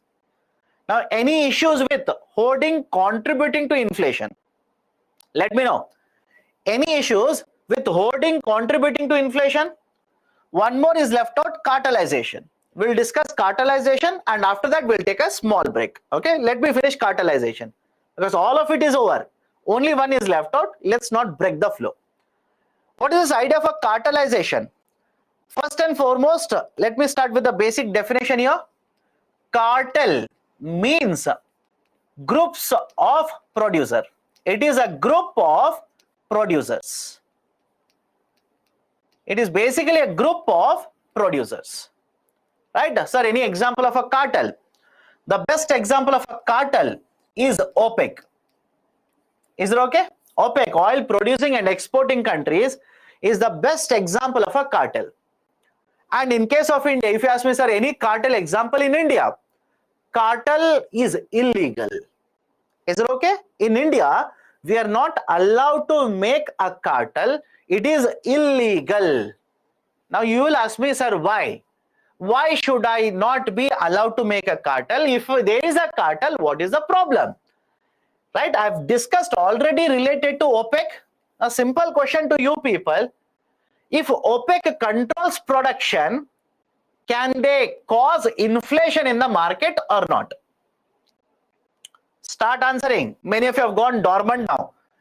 And many of you are like, right, you keep on telling, I'll keep on listening. I will not operate. Right, I'm very dormant now, I'll not operate. Right, so understand my statement here. If OPEC is an example for you of a cartel, can a cartel cause inflation? Of course, yes. They can cause inflation. How? They will control supply. They will reduce the supply. automatically inflation will be caused. Now have a look at this. If an international cartel can cause inflation, can a domestic cartel also cause inflation? Sir, what kind of domestic cartel, right, can cause inflation? Simple, right? What about cement manufacturers? Cement manufacturers, steel manufacturers, etc., etc., etc. You can give hundreds of examples, right? These cement manufacturers, if all of them come together, reduce the supply, what do you think will happen to prices of the cement? Automatically rise up. If let's say milk manufacturers will come together, control the supply, what do you think will happen to prices of the milk? Automatically skyrocket. So cartel, by controlling the supply, right, by controlling the supply, can contribute to inflation, can lead to inflation in the market. And that is the precise reason we do not allow cartelization in India. I hope you understand. We do not allow for cartelization in India. Now there is a question, is cooperative a cartel? No, my dear. Cooperative is not a cartel, because when you read about cooperatives, the definition of a cooperative itself says the group is not working for profit. I hope you understand this. The whole concept of cooperative is not associated with making more and more profit. No. The whole idea of making a cooperative is to ensure that they will be providing necessary or required services. That is the whole idea. There is a common theme, a common objective that everybody in the group wants to achieve. That's the reason they form a cooperative. Right? So understand the logic here. Cartel is a group of producers who will control supply, contribute to inflation. So cartelization, can it lead to inflation? Yes. Now, any policy of government of India to address cartelization in India, there is an act, very often cited in the newspaper, Competition Commission Act. Competition Commission Act. Again, don't worry about examples. Sir, can this be a cartel? Can this be a cartel? In India, cartelization is illegal. I hope you understand. In India, cartelization is illegal. You are not allowed to form a cartel. So Competition Commission of India, CCI, right? Competition Commission of India, right? Competition Commission of India is a statutory body, right? What do you mean by statutory body? Right? Understand this. Whenever any authority is set up under one of the act of the government, is it okay? I'll repeat it.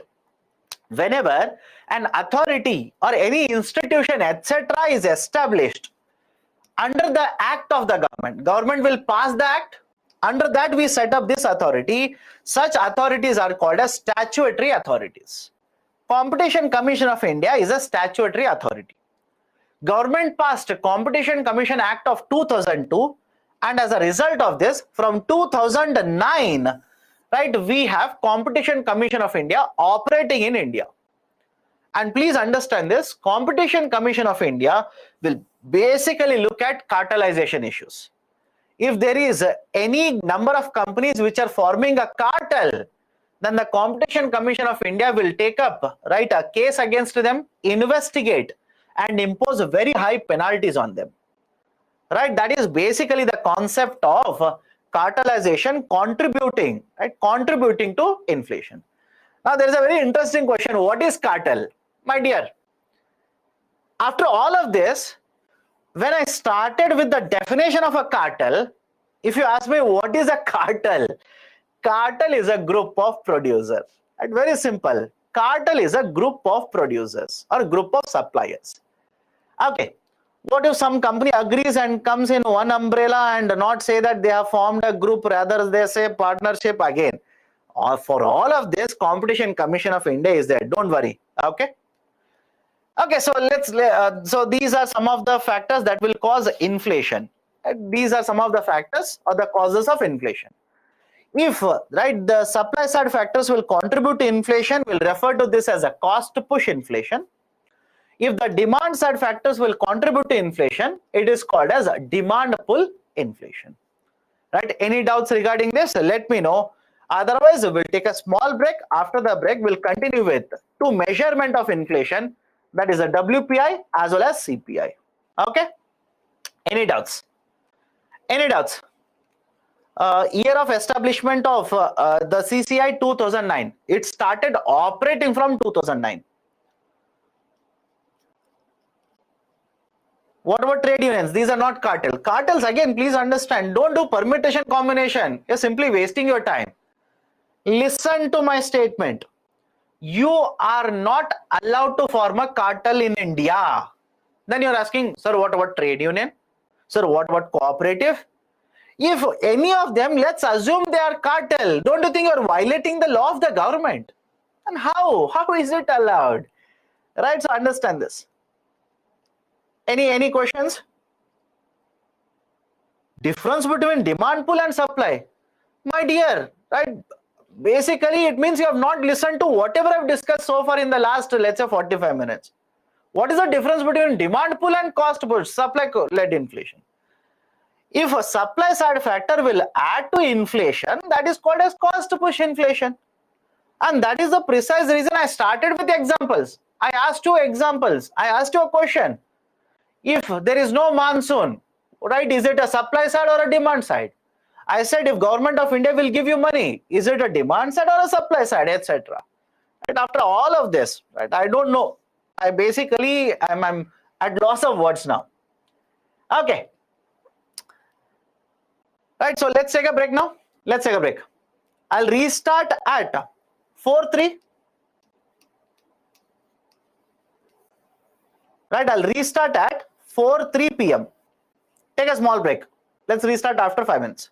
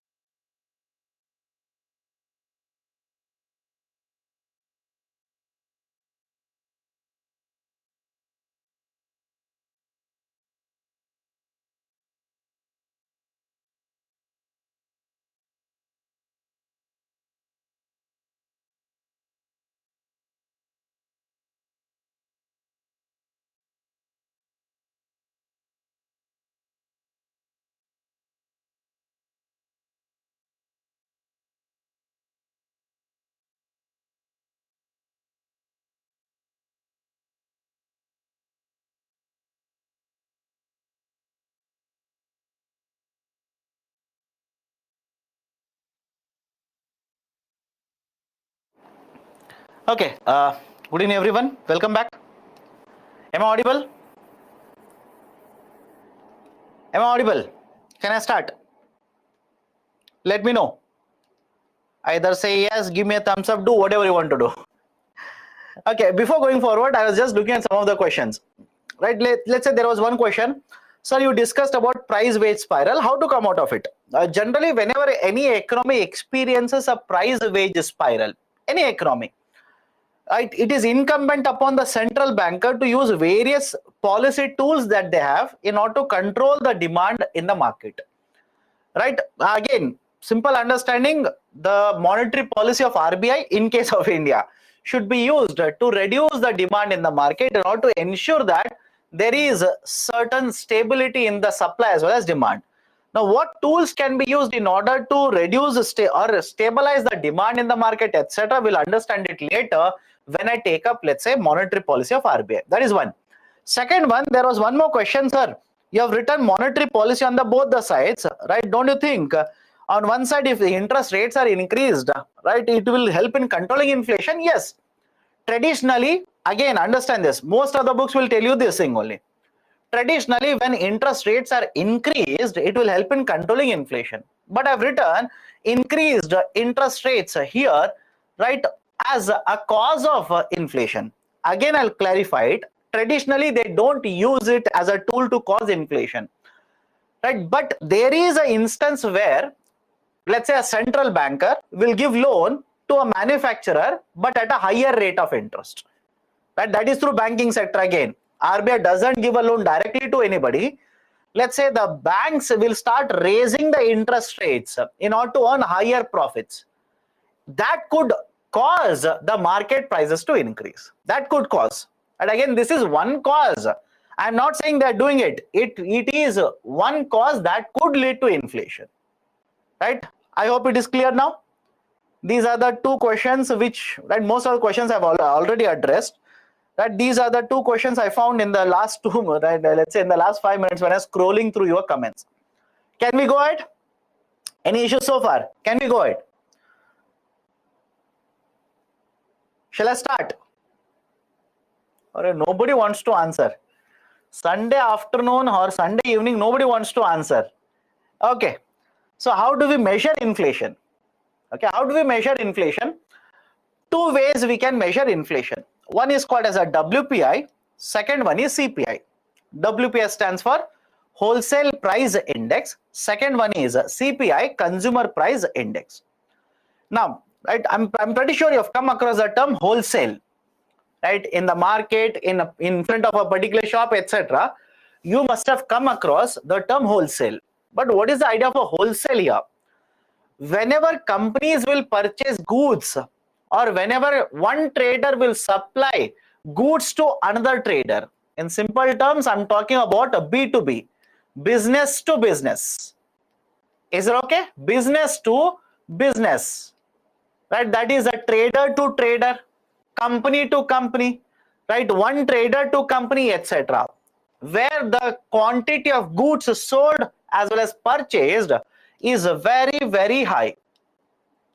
Very high quantity of goods are sold as well as purchased. That market is called as a wholesale market.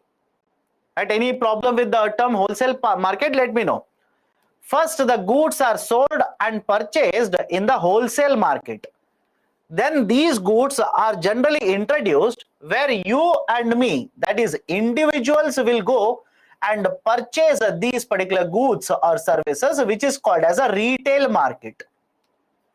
Any difficulty in understanding the terminology? Let me know right now.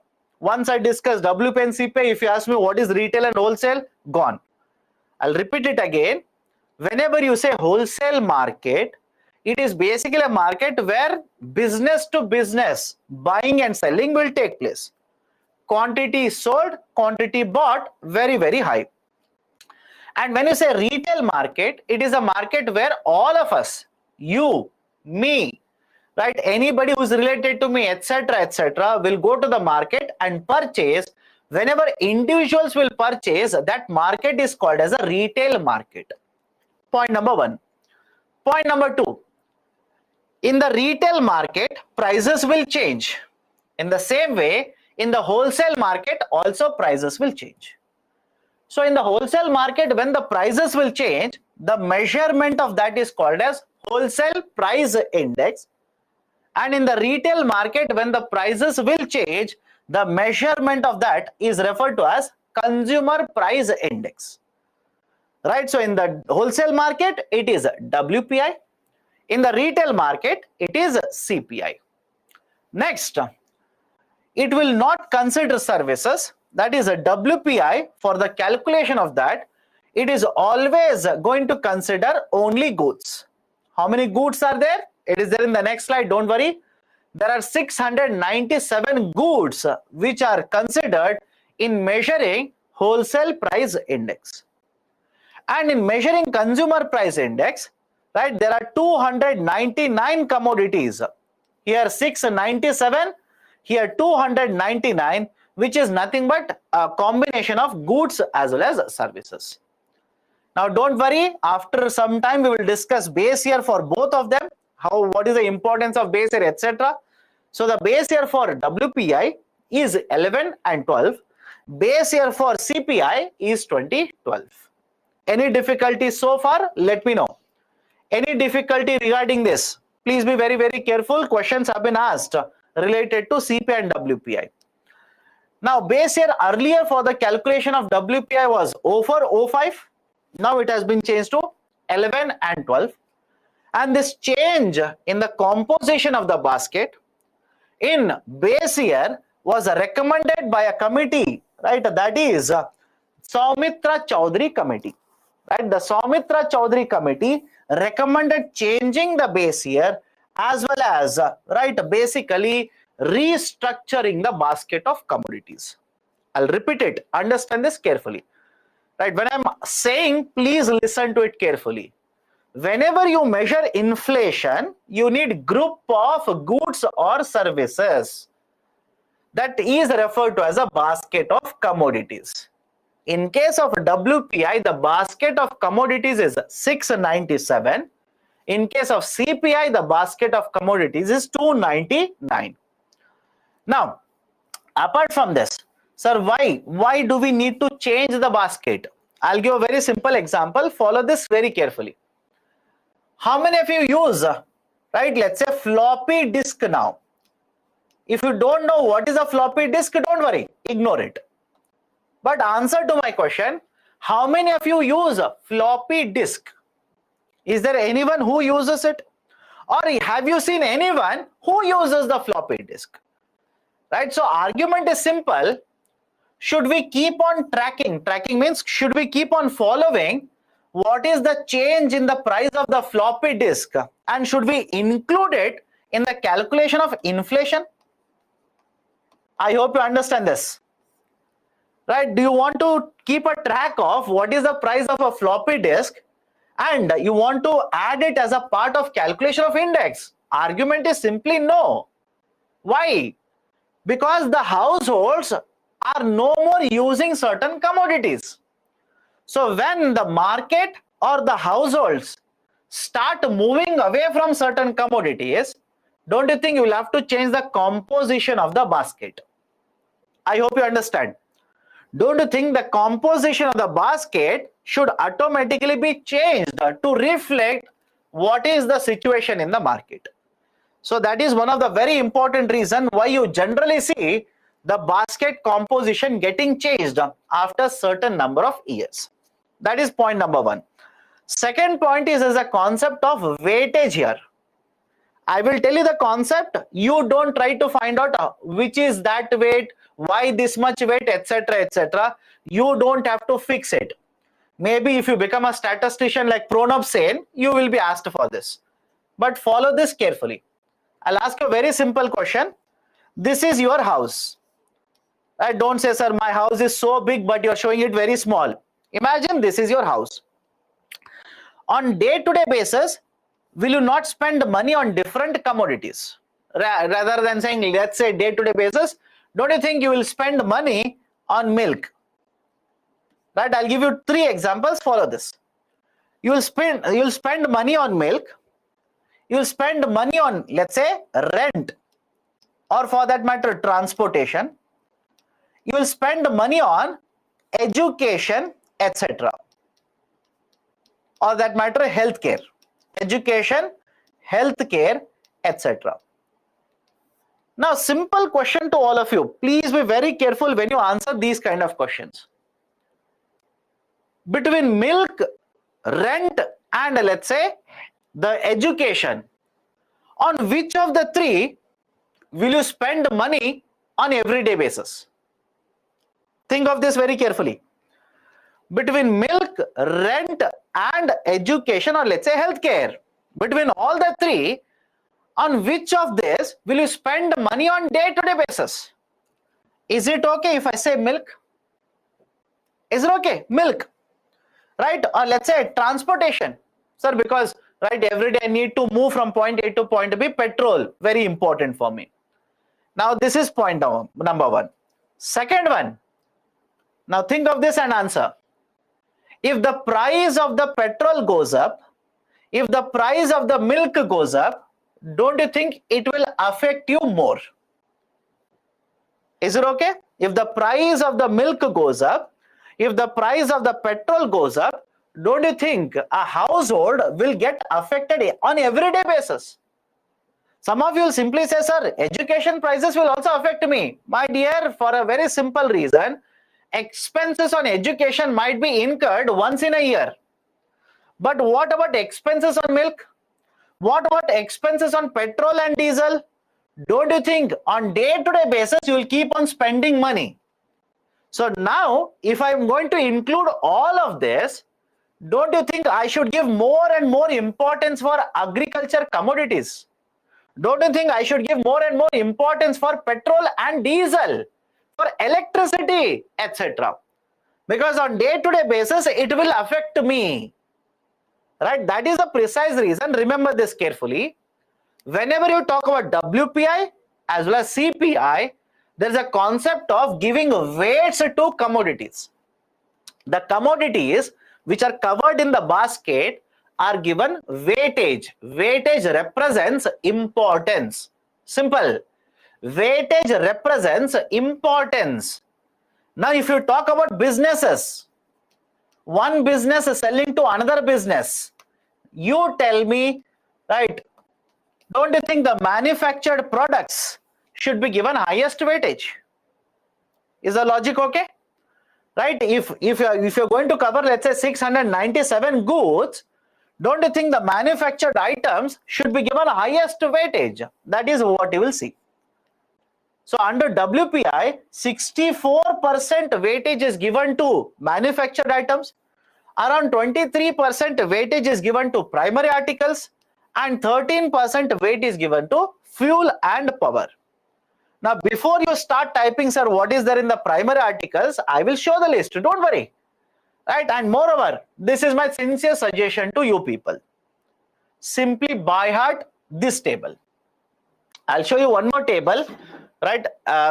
Just have a look at it. I'll show you one more table. I'll come back to this. Don't worry. Okay, this is one more table. Under WPI, 697 commodities are there.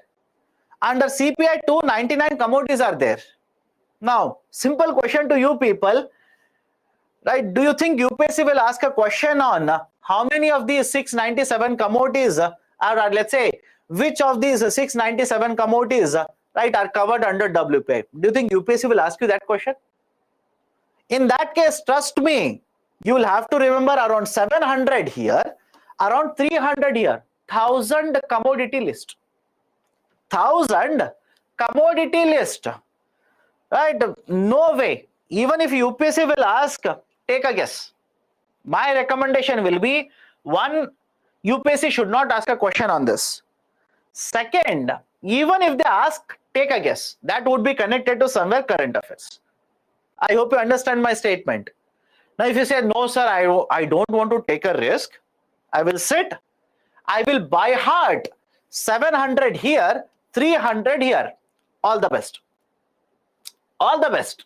Because in that case, possibility doesn't end there. I hope you understand. Possibility doesn't end there. Next week, I'll discuss GST. more than 1,000 goods and services are covered under GST. So another 3 months to buy hat another 1,000 goods and services. So do not waste your time. Simple logic. Don't waste your time. Remember this table, more than sufficient. Now, what kind of question can be asked from this table? And they have been asked already. Can be repeated again. They will ask you to arrange them in descending order of the weightage. Highest weightage, manufactured items, 64%. Second highest is primary articles, around 23%. And the left out is fuel and power, around 13%. Okay, right? So who will publish this? WPI. It is published for every month. For every month, the data is published. It is published by Economic Advisor, and for every month, for January, data will be published, or it has already been published, right? For January, data will be published. For February, it will be published in the month of March. Like I've said, understand this carefully. Today's date is how much? 5th. Next week, that is somewhere around 12th, right? 12th will be again, I guess, Sunday. 13th, you will see the data related to CPI being published by the government. I hope you understand, right? So for every month, the data will be published. Should you remember the data for every month, please do not waste your time. UPSC will not ask you that.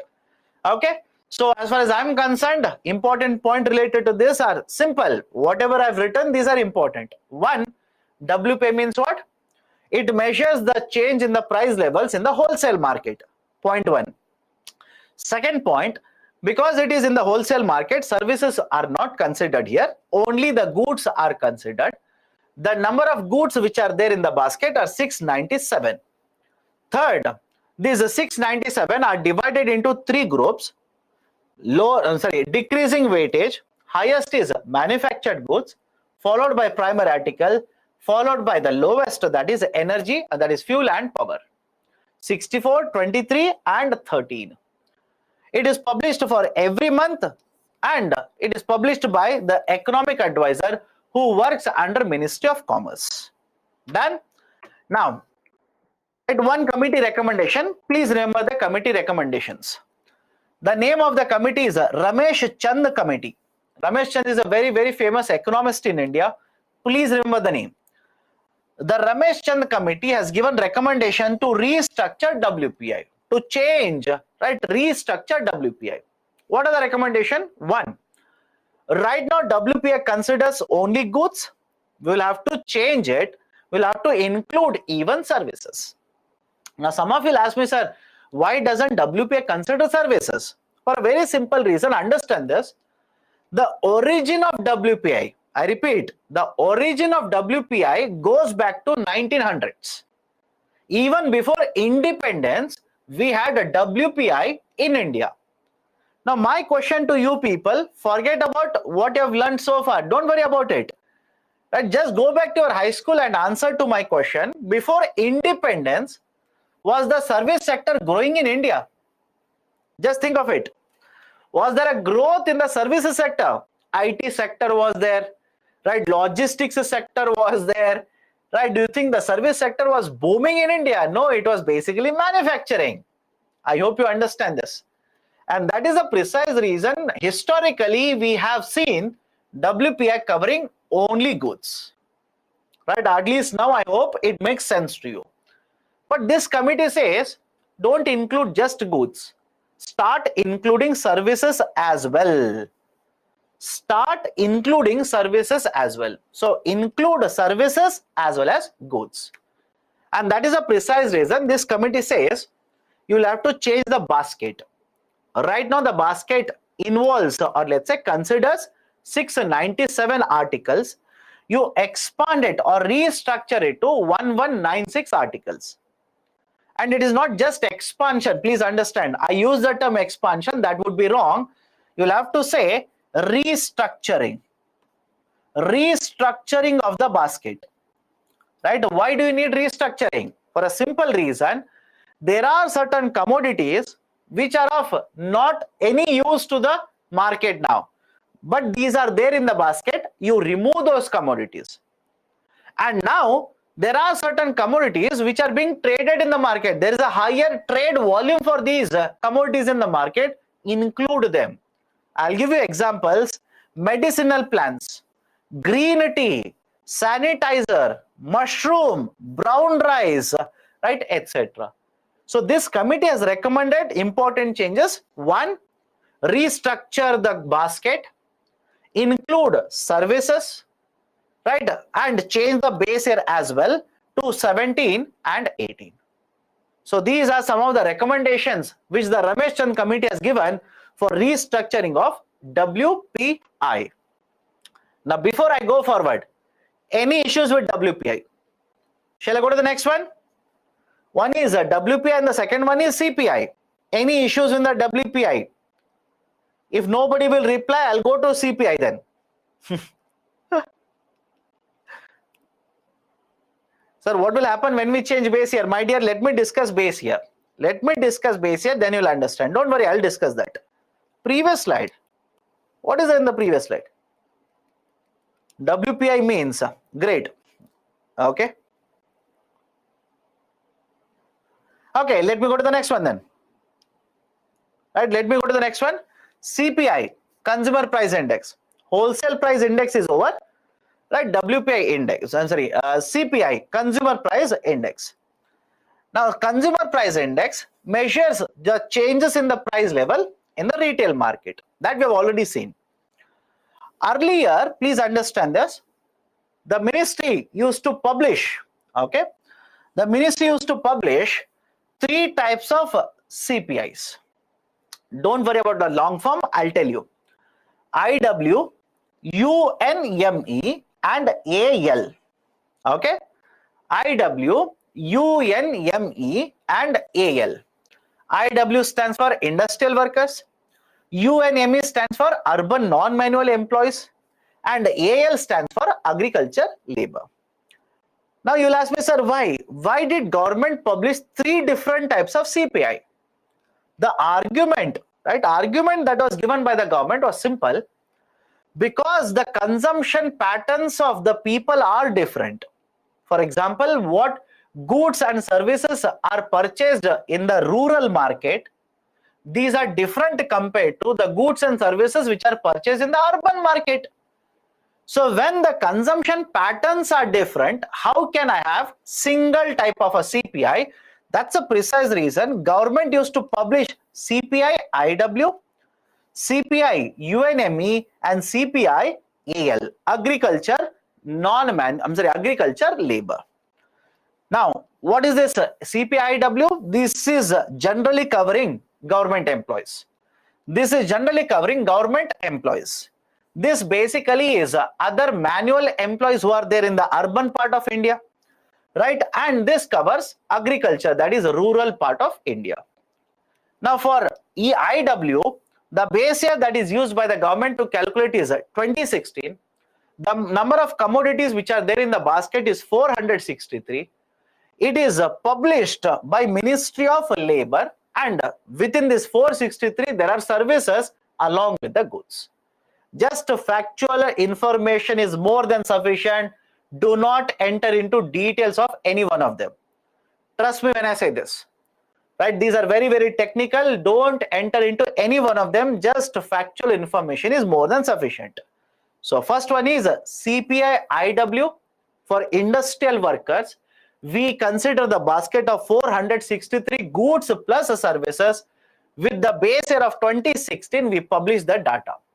And what is the use of the data? Right, connected to current affairs. Right, I'm pretty sure all of you heard of the government employees. Right, understand this. Government employees, right, their salaries are not revised on monthly basis or let's say annual basis. Forget about monthly basis. Government employees, their salary is not revised on annual basis. But inflation will keep on changing from one year to next year. Is it okay? Inflation will keep on changing from one year to the next year. So Government of India, right, whenever the IW, that is CPI IW, keeps on increasing, along with the basic salary, government will also pay certain extra amount to the employees. That is the use of industrial workers. Okay. Urban non-manual employees, the base is 84-85. The basket consists of 100 goods as well as services. It is published by MOSPI, and this has been discontinued. Today we do not publish UNME. I hope you understand. UNME is discontinued. We do not publish it. Third one is agriculture labor, AL. The base year is 86-87. The basket of commodities consists of 60 goods only. There are no services in the AL. Only 60 goods are counted. And it is published by Ministry of Labor. So why only, right, 60 goods, why not services? Rural India. For a very simple reason, right, rural India, right, in case of rural India, consumption of services is very low. That is the reason only goods are considered. Right, sir, what is this component given to government employees? Right, basically there is a component called as a dearness allowance. Again, I don't expect UPSC to ask you about dearness allowance. But imagine once you get through UPSC, you become, let's say, an IS officer. Along with the basic salary, you will also be given something called as a dearness allowance. If you're a government employee, working employee, you are given dearness allowance so as to adjust for inflation. Right? Because please understand this. For a private sector employee, annually there could be increments. Annually there could be appraisals. But for government employees, right, they are not going to revise your salary every year. Generally, the practice is that every now and then government will set up a pay commission, and that will take months and months to give recommendation. And then it will be decided by the government how much rise to give to every government employee. Is it okay? Sir, is the table important? My recommendation is by heart the table. Simply by heart the table. Questions have been asked from the table. Again, factual questions have been asked.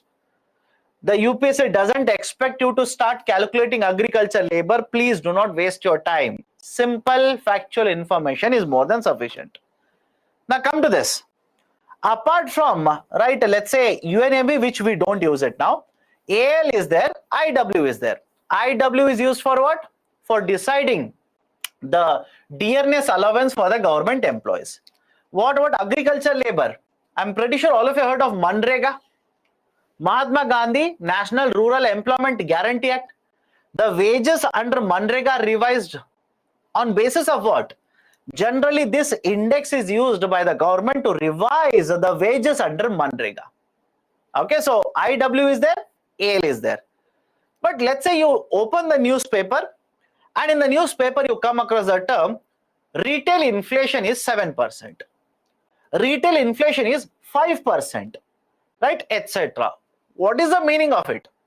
They are not talking about IW, they are not talking about AL. This is not a retail inflation. Retail inflation in India is this. I repeat, whenever you come across the term retail inflation in the newspaper, we are referring to CPI combined. Right? They are simply referring to CPI combined. What do you mean by CPI combined? Overall India. Simple. Right? Throughout India, they have collected the data, and for whole of India, they are publishing what is the inflation rate. That is called as a retail inflation. Right? So apart from retail inflation, right, CPI for urban India is also published. CPI for rural India is also published. Right? For example, if you read the last month's data, that is basically for the month of December, and you will realize that CPI rural, that is rural inflation, is at a higher level, whereas CPI combined is below 6%. Right? Check the newspapers. Check the newspapers. Everything is there in the newspaper, by the way. Right? Retail inflation in the rural market, that is CPI rural, is actually going up. But in case of retail inflation, overall inflation, combined inflation, it is less than 6%. Right? That is good indicator for the Indian economy. Again, not the higher inflation in the rural market, but overall inflation being low than or below 6%. So whenever you want to calculate inflation for the rural part of India, that is CPI, the goods and services which are considered are 448. For urban India, the goods and services which are counted in the basket are 460. For overall India, right, the number of goods and services which are counted are 299. right? Again, don't worry about how many are there in the 448, etc., etc. Don't waste your time. In fact, I've given the table, right? I will only tell you, please do not by heart this table. Don't waste your time. It's a very, very complicated table, in the sense a lot of data is there. Don't waste your time. Focus on CPI combined. Remember 2 or 3 groups. Simple. First one, highest weightage has been given for food and beverages. Is it okay? Right? Highest weightage has been given for food and beverages. Second highest has been given for miscellaneous, 28%. So what is there in the miscellaneous? Have a look at this. In the miscellaneous, you will see healthcare, transportation, communication, education, etc. The third highest has been given to, right, the housing, right, 10.07%. Just for sake of information, remember the 2 or 3 highest weighted information or weighted groups more than sufficient for UPSC examination. Now, why this is relevant for you? Why this is important for you? Let me ask you a very simple question. Price of vegetables, price of, let's say, what is that, pulses, price of food grains, imagine they will start going upwards. Is it okay? Right? Price of the vegetables, price of the pulses, price of the food grains start going upwards. Don't you think because these have got a very, very high weightage in the CPI combined, the CPI combined will also start going upwards? Let me know. Right, whatever is 45.8, 2.38, etc. These are weightages, my dear. These are weightages. So if the prices of vegetables, prices of pulses, prices of food grains, etc., if they start to go up, don't you think the CPI combined, that is retail inflation in India, will start going upwards? Correct or wrong? Statement is correct, by the way. Is it okay? Right? Statement is correct, by the way. Right? Statement is correct. Okay, so this is basically the reason why you will see that, right, whenever retail inflation is discussed, they will discuss the prices of this. Is it okay? Right? They will discuss the prices of this. Okay, now this is CPI combined, CPI rural, CPI urban. The base year for the calculation of CPI is 2012. And for every month, the CPI data is published by another authority, National Statistical Office. Right? This is the data related to CPI as well as WPI. What is weightage? Again, don't worry. If you are unable to understand how the weightages are given, you don't need to understand the weightages. Argument is simple. At the household level, food articles are important. Hence, you will see highest weightage given. At the business level, manufacturing is important. Hence, you will see manufactured goods having a weightage of 64%. Logically, it should make sense, and it makes perfect sense. Okay? Right, so this is CPI as well as WPI. Now, you will see that very often, okay, very often, you will see that the inflation which is measured in the form of CPI and WPI, there is a divergence. Divergence simply means there is a difference between how the WPI is moving and the CPI is moving. Right? You will see the graphs like this. In certain months, CPI will be going up, WPI will fall. In certain months, both of them will cross each other, that is intersect each other.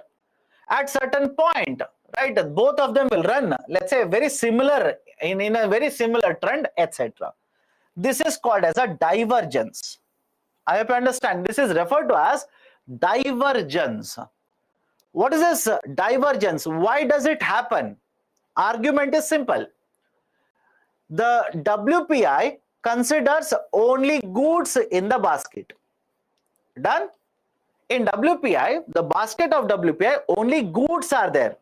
And what is the number of commodities in the basket? 697. In case of CPI, combined, how many commodities are there in the basket? 299. And that is again goods plus services. A simple question to you people. If basket on which we are deciding what is inflation rate is different, do you think both of them should be moving in a same direction? Just think of it. Right? If the price of the petrol increases by a very large margin, don't you think WPI will move much faster compared to CPI? Right? I have to understand the logic here. If the price of, let's say, vegetables start increasing at a very fast pace, price of pulses start moving at a very fast pace, don't you think CPI, which has given a very high weightage for food grains, food articles, will react much more violently compared to WPI? Right? So that is the reason. One, understand this carefully. Composition is different. Both of them, the basket composition is completely different. Right? That is one reason why you will see that, right, there is no similarity in the movement of both of them. They could be moving in the same direction or they could be moving exactly in opposite direction. Right? That is one of the very important reasons. And the second very important reason is the base year is also different. I understand the base year is also different. What is the impact of the base year? You will understand in some time when I take up the concept related to base year. Have patience. So because the prices of different goods are moving in a different way, WPI covers only goods, services covers goods plus services. WPI, right, has a 697, CPI has 299. Because of all of these factors, you will see that WPI and CPI will not be moving in a similar way. There will be difference between how WPI moves and CPI moves. Any difficulty in understanding this? Right? Any difficulty in understanding this? Right? It's a basic idea. It's an application of what you have learned so far. Composition is different. Base year is different. Number of goods and services, whether included, excluded, are different. So how can you assume that both of them will run exactly like this? Right? It will not happen. It will keep on changing. Okay. Next concept, flexible inflation targeting. Important for UPSC examination, both prelims as well as mains. Understand this. Flexible inflation targeting. Now, what is this idea of flexible inflation targeting? Understand this carefully. RBI either can promote growth or can control inflation. They cannot do both. That is RBI, Reserve Bank of India, can either promote growth or control inflation. Now you will ask me, sir, how can RBI promote growth? RBI has to ensure that cheaper loans are available to you, to me, to everyone in the system. If loans are cheaper, and I hope you understand when I say loans are cheaper. If the loans are cheaper, don't you think people will take more and more loans? Demand will automatically go up, and that can be, right, promoting growth in the market. Possible? Let me know. Right? Start participating. We'll take a break at 5 o'clock. Start participating. RBI will ensure that the loans are cheaper in the market. You will take a loan. I will take a loan. Demand for goods and services will increase. Production will increase. That will contribute to growth. But if you remember earlier, I told you there is always a close linkage between growth and inflation. Understand this. These are like cousins.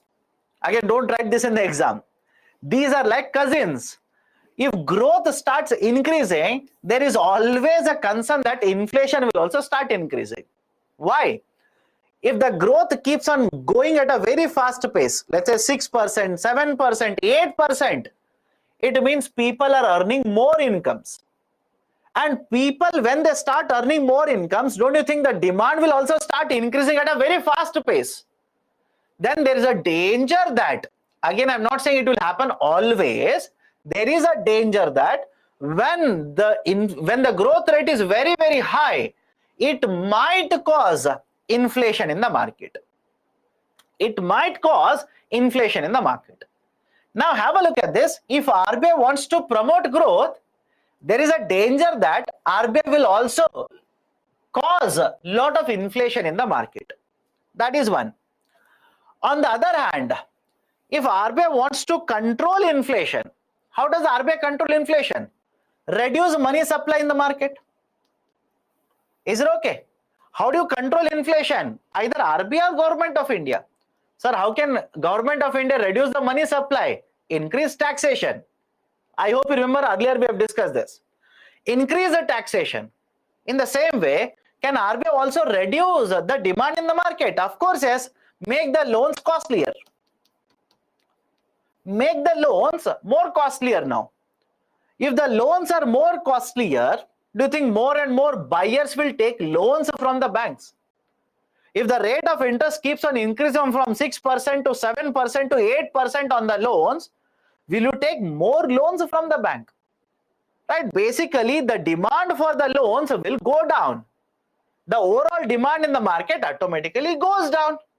People will start saving money rather than spending money. So argument is simple here. If RBI wants to control inflation, loans will become costlier. But here is the problem. Here is the problem. If loans become costlier, you can control inflation. But don't you think that will limit how much growth can be achieved by the economy? Think of this and answer carefully. If loans become costlier, demand will go down, no issues. Inflation will come under control. But don't you think if the demand is controlled like this, growth will also be controlled? You could have achieved 6%. Rather than that, you will end up achieving, let's say, 5%. You will end up achieving 4.8%. So you could achieve 6, but you will not achieve it because the loans have become costlier. Right? So that is the problem here. I hope you understand.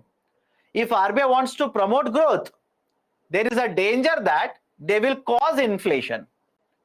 If RBI wants to control inflation, there is a danger that they will limit the growth. Right? That's the reason we generally say that RBI is equipped enough to promote either the growth or to control inflation. To balance both of them is very, very difficult. I hope you understand. To balance both of them, it is very, very difficult. Right? And that is the precise reason we have introduced the concept of flexible inflation targeting. FIT. Flexible inflation targeting. Now, what is this idea of flexible inflation targeting? Simple. Let's go point by point. Now, there's a question on PSL. I will not pick up that question now. For a very simple reason, first I need to discuss PSL. Right? Nobody, apart from some of the students, nobody else will know what is PSL. What is the point of me discussing PSL now? I'll take it up when I take up monetary policy. So follow this carefully. There was an agreement between the Government of India and RBI. Point number one. Right? There was an agreement between the Government of India and RBI. This agreement is referred to as Monetary Policy Framework Agreement. Monetary Policy Framework Agreement. Okay, this is point number one. As per this agreement, which was signed between RBI and government, now RBI has to control inflation at 4%. I've written this here. As per the agreement, RBI has to control inflation at 4%. And please understand this 4% target, government would simply consult the Reserve Bank of India and decide the inflation target. Now, if 4% is the target, can I call this as an inflation target? Is it okay? If 4% has to be maintained by RBI, can I call this as inflation target? Yes. But here is the problem. Do you think it is always possible to maintain inflation exactly at 4%? Just think of it. Do you think it is possible to maintain inflation always exactly at 4%? Obviously, no. You cannot ensure that it is always 4%. Sometimes it could go above 4%, fall below 4%. That is the precise reason flexibility was provided for RBI. Certain flexibility was provided for Reserve Bank of India. Right? What is the flexibility I'm referring to here? RBI was supposed to maintain inflation at 4%. But in certain cases, inflation could reach 4% plus 2% up to 6%. I understand this. If it is above 4%, up to what limit it is allowed? Up to 6% it is allowed. Can the inflation fall below 4%? Answer is again yes. But to what extent it should be allowed? 4% minus 2%, that is 2%. Right? This is the flexibility. I hope you understand. This is a flexibility that is provided under the concept of inflation targeting. And that is the reason, look at the name at the top here. Look at the title, Flexible Inflation Targeting, FIT. So RBI should maintain the inflation at 4%, but exactly at 4% is not possible. What is the highest level? 6%. What is the lowest level? 2%. Right? So that is basically the flexible inflation targeting. Now, what if inflation goes above 6%? Or what if inflation falls below 2%? The agreement stated that in 3 consecutive quarters, important, please remember this, I'll connect it to current affairs. In 3 consecutive quarters, if the inflation goes above 6% or falls below 2%, then RBI has to write an explanation, give an explanation to government. RBI has to give an explanation, give certain writing to the government. Right? What will be there in the explanation? What were the reasons? Why inflation has behaved like this? What is RBI doing to control inflation, etc. So the explanation has to be provided by RBI in case, right, there is inflation for 3 consecutive quarters above 6 or below 2%. And once every 6 months, RBI has to publish a report giving information about what has been the inflation in the last 6 months, what could be the inflation for the next 6 months. Right? This is basically flexible inflation targeting. And whatever inflation I'm referring to here, please understand this. Whatever inflation I'm referring to here, it is CPI, Consumer Price Index. Whatever is the inflation I'm referring to here is Consumer Price Index. Now, if there is any issue, let me know. The concept of FIT was introduced in 2016 and government said for 5 years, target will be 4%. So if I add 5 years, right, the next will be how much? 2021. Again in 2021, right, basically there was a discussion between, right, the government as well as RBI. Consultations were held. Government of India says for next 5 years, that is till 2026, again the inflation target will be 4%. Right, so these are some of the very important points regarding the flexible inflation targeting. If there are any issues, let me know. Otherwise, I will go to the next concept. Why not WPI? My dear, which will affect you more? Is the WPI affecting you more, or CPI is going to affect a common man? Just think of it. Just think of it. Right? Is it CPI which will affect the common man, or WPI which will affect us? It is CPI. That is the reason CPI is taken as an indicator here for policy making. Okay? Right? Any doubts here? Under FI, under flexible inflation targeting, RBI is not obliged to control WPI. No. RBI is not obliged to control WPI. WPI could be 9%, 8%. But here is an interesting fact. Just think of this and answer. If WPI is consistently higher, can we see a rise in the CPI? Think of this. Think of this and answer. Right? If WPI is consistently higher, right? Let's say 10%, 11%, 12%. then don't you think that will have an impact on the CPI as well? Answer is yes, by the way. Right? Answer is yes, by the way. And why? WPI is higher means what? Let's say steel prices have increased. Aluminium prices have increased.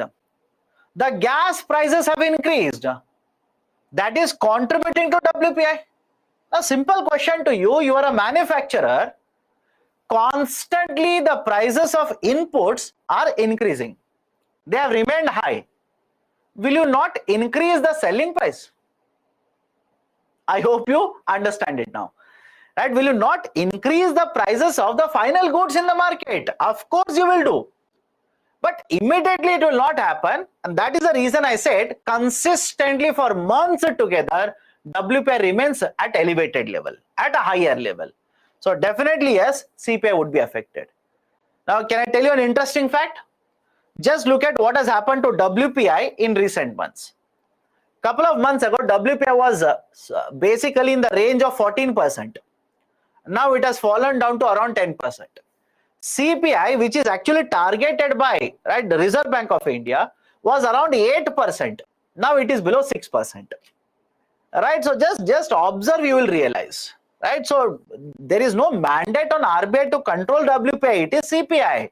But if you are controlling CPI, it is an indication to the market that okay, inflation is going to go down. That is how RBI will use the policies. Now understand this. Next important point. Next very important point. I'll ask a very simple question. Right? And you should answer this. Do you think RBI has the tools to control all the types of inflation? Think of this and answer. Do you think RBI has the tools to control all the types of inflation? Right? For example, let's say there is a hoarding. Let's say there is a cartel. Let's say there is a supply shock, etc. And because of that, inflation has crossed below or has crossed more than 6%. Do you think RBI has the tools to control such inflation? Answer is simply no. So remember this very carefully. Remember this. RBI is better equipped to control demand pull inflation rather than cost push inflation. Is it okay? I'll repeat it again. RBI is better equipped to control demand pull inflation rather than controlling cost push inflation. Why, sir? RBI can control how many loans are given at what rate of interest. I understand this. RBI can control how much loans are issued, to whom the loans are issued, etc., etc. RBI can control it, thereby controlling demand in the market. Can RBI control at what price we are importing crude oil in India? Can RBI control what is the production and supply of food grains in India? Answer is no. Right? That is a precise reason. Generally, we'll see RBI trying to control inflation, but imagine Russia-Ukraine war, that will contribute to inflation in India. Right? So RBI is trying to control, but inflation keeps on going beyond 6%. I hope you understand this. Right? So this is a discussion regarding the concept of flexible inflation targeting, FIT, right? Flexible inflation targeting. Right? So the CPI never got above 6%. My dear, just look at the CPI from the month of January to somewhere around October. Right? Last year, 2022, calendar year 2022, from January to October, the CPI inflation rate was more than 6%. It was more than 6%. Just check it. Okay. So that is basically the discussion related to flexible inflation targeting. What has been the experience? Right? What has been the experience? The experience has been good for India. We implemented the flexible inflation targeting starting 2016. Agreement was signed in 15. Implementation started from 2016. What has been India's experience for last 5 years? Have a look at the data. Inflation rate has remained within the range of 2 to 6%. Again, before you jump to a conclusion, sir, right, it was more than 6% last year, etc., etc., I'm talking about 5 years, 16 to 21. And moreover, even if you say, sir, inflation was more than 6% in the last 1 year, the reasons for that are more external compared to internal. I hope you understand this. The reason why the inflation rate shot beyond 6% for majority of the period in the last 1 year has been because of external events which are beyond the control of Government of India, which are beyond the control of even Reserve Bank of India. Right? Don't you think what is the price of natural gas in the international market is not under the control of the government? What is the price of petrol and diesel in the international market? It is not under the control of the government. What is the price of the fertilizers in the international market? What is the price of the steel in the international market? What is the freight transportation cost in the international market?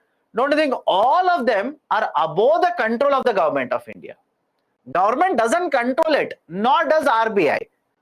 So because of these external factors, there has been inflation in the market. So the recent times, the inflation has to do more with the external events rather than internal events.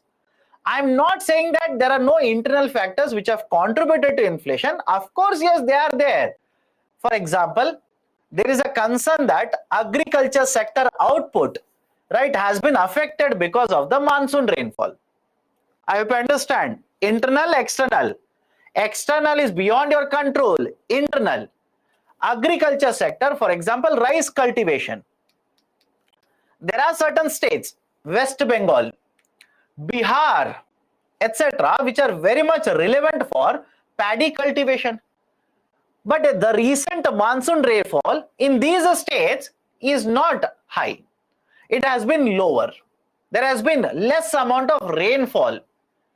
Now you tell me, in rice cultivation states such as Bihar, or for that matter West Bengal, Odisha, etc., where the cultivation of rice is important, rainfall is low, don't you think the rice cultivation automatically will come down?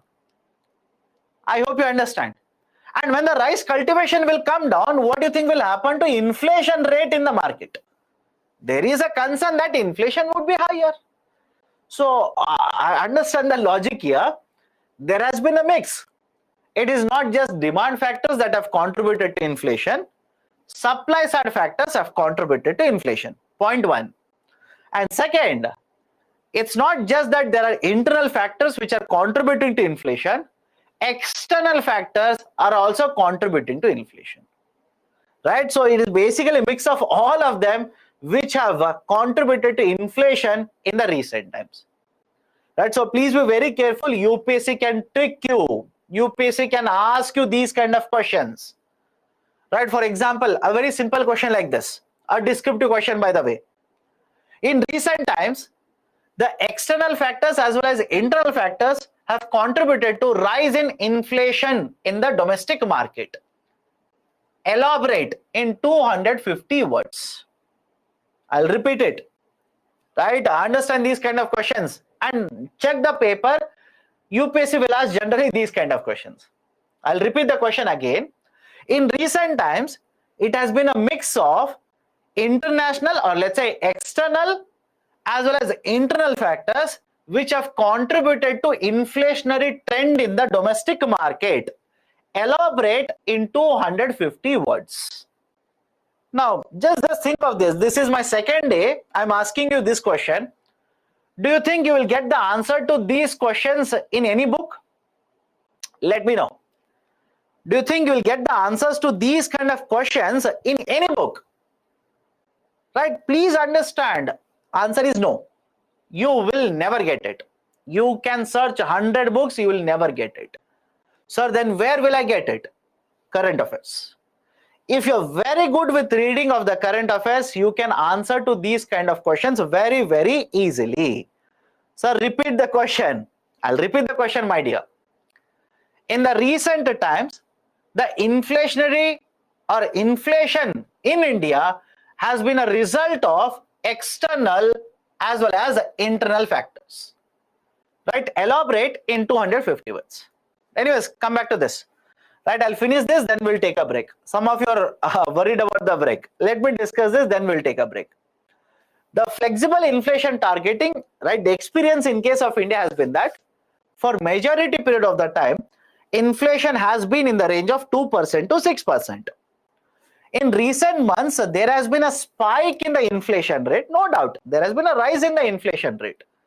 That can be attributed to, let's say, COVID pandemic. That can be attributed to Russia-Ukraine war. That can be attributed to certain other external factors as well. The average rate of inflation for 5 years, that is 26 to 2021, has been in the range of 3.4%. Compared to this, before that, it was 5.7%. That is 5 years up to 2016, it was 5.7%. Then 5 years from 2016, it has been 3.4%. Don't you think the concept of targeting has actually worked out in India? Transparency has been brought in the process of monetary policies. Because just follow this carefully.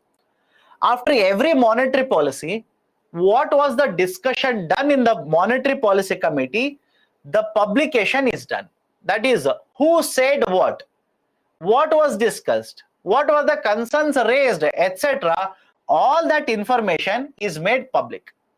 So we have transparency in the monetary policy making now. Okay, right? So flexible inflation targeting, this has been the performance. Now, okay, so now let's take a break. After this, I'll take up core and right headline inflation. I'll take it up after the break. But before that, if you have any questions, please raise it. What would be the answer? My dear, what I've discussed so far, that is the answer. Did I not discuss certain domestic factors contributing to inflation? Did I not discuss external factors contributing to inflation? That is the answer for you. Okay.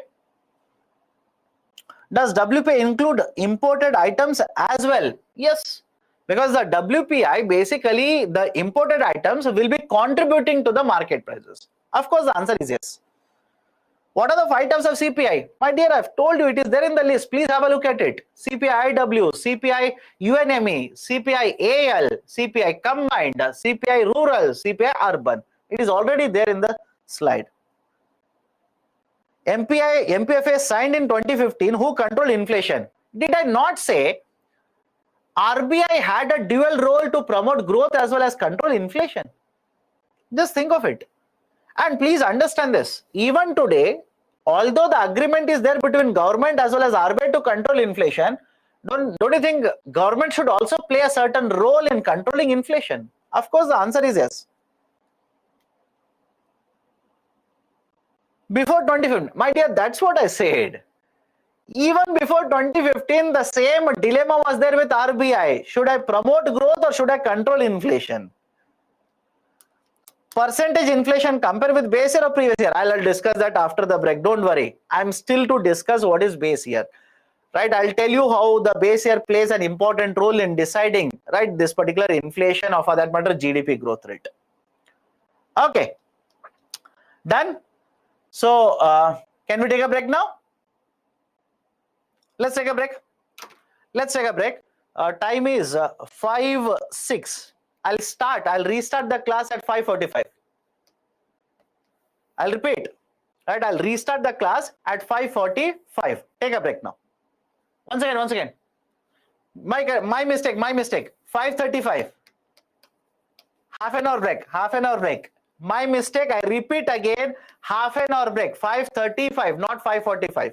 Okay, 5:35. Let's meet again at 5:35.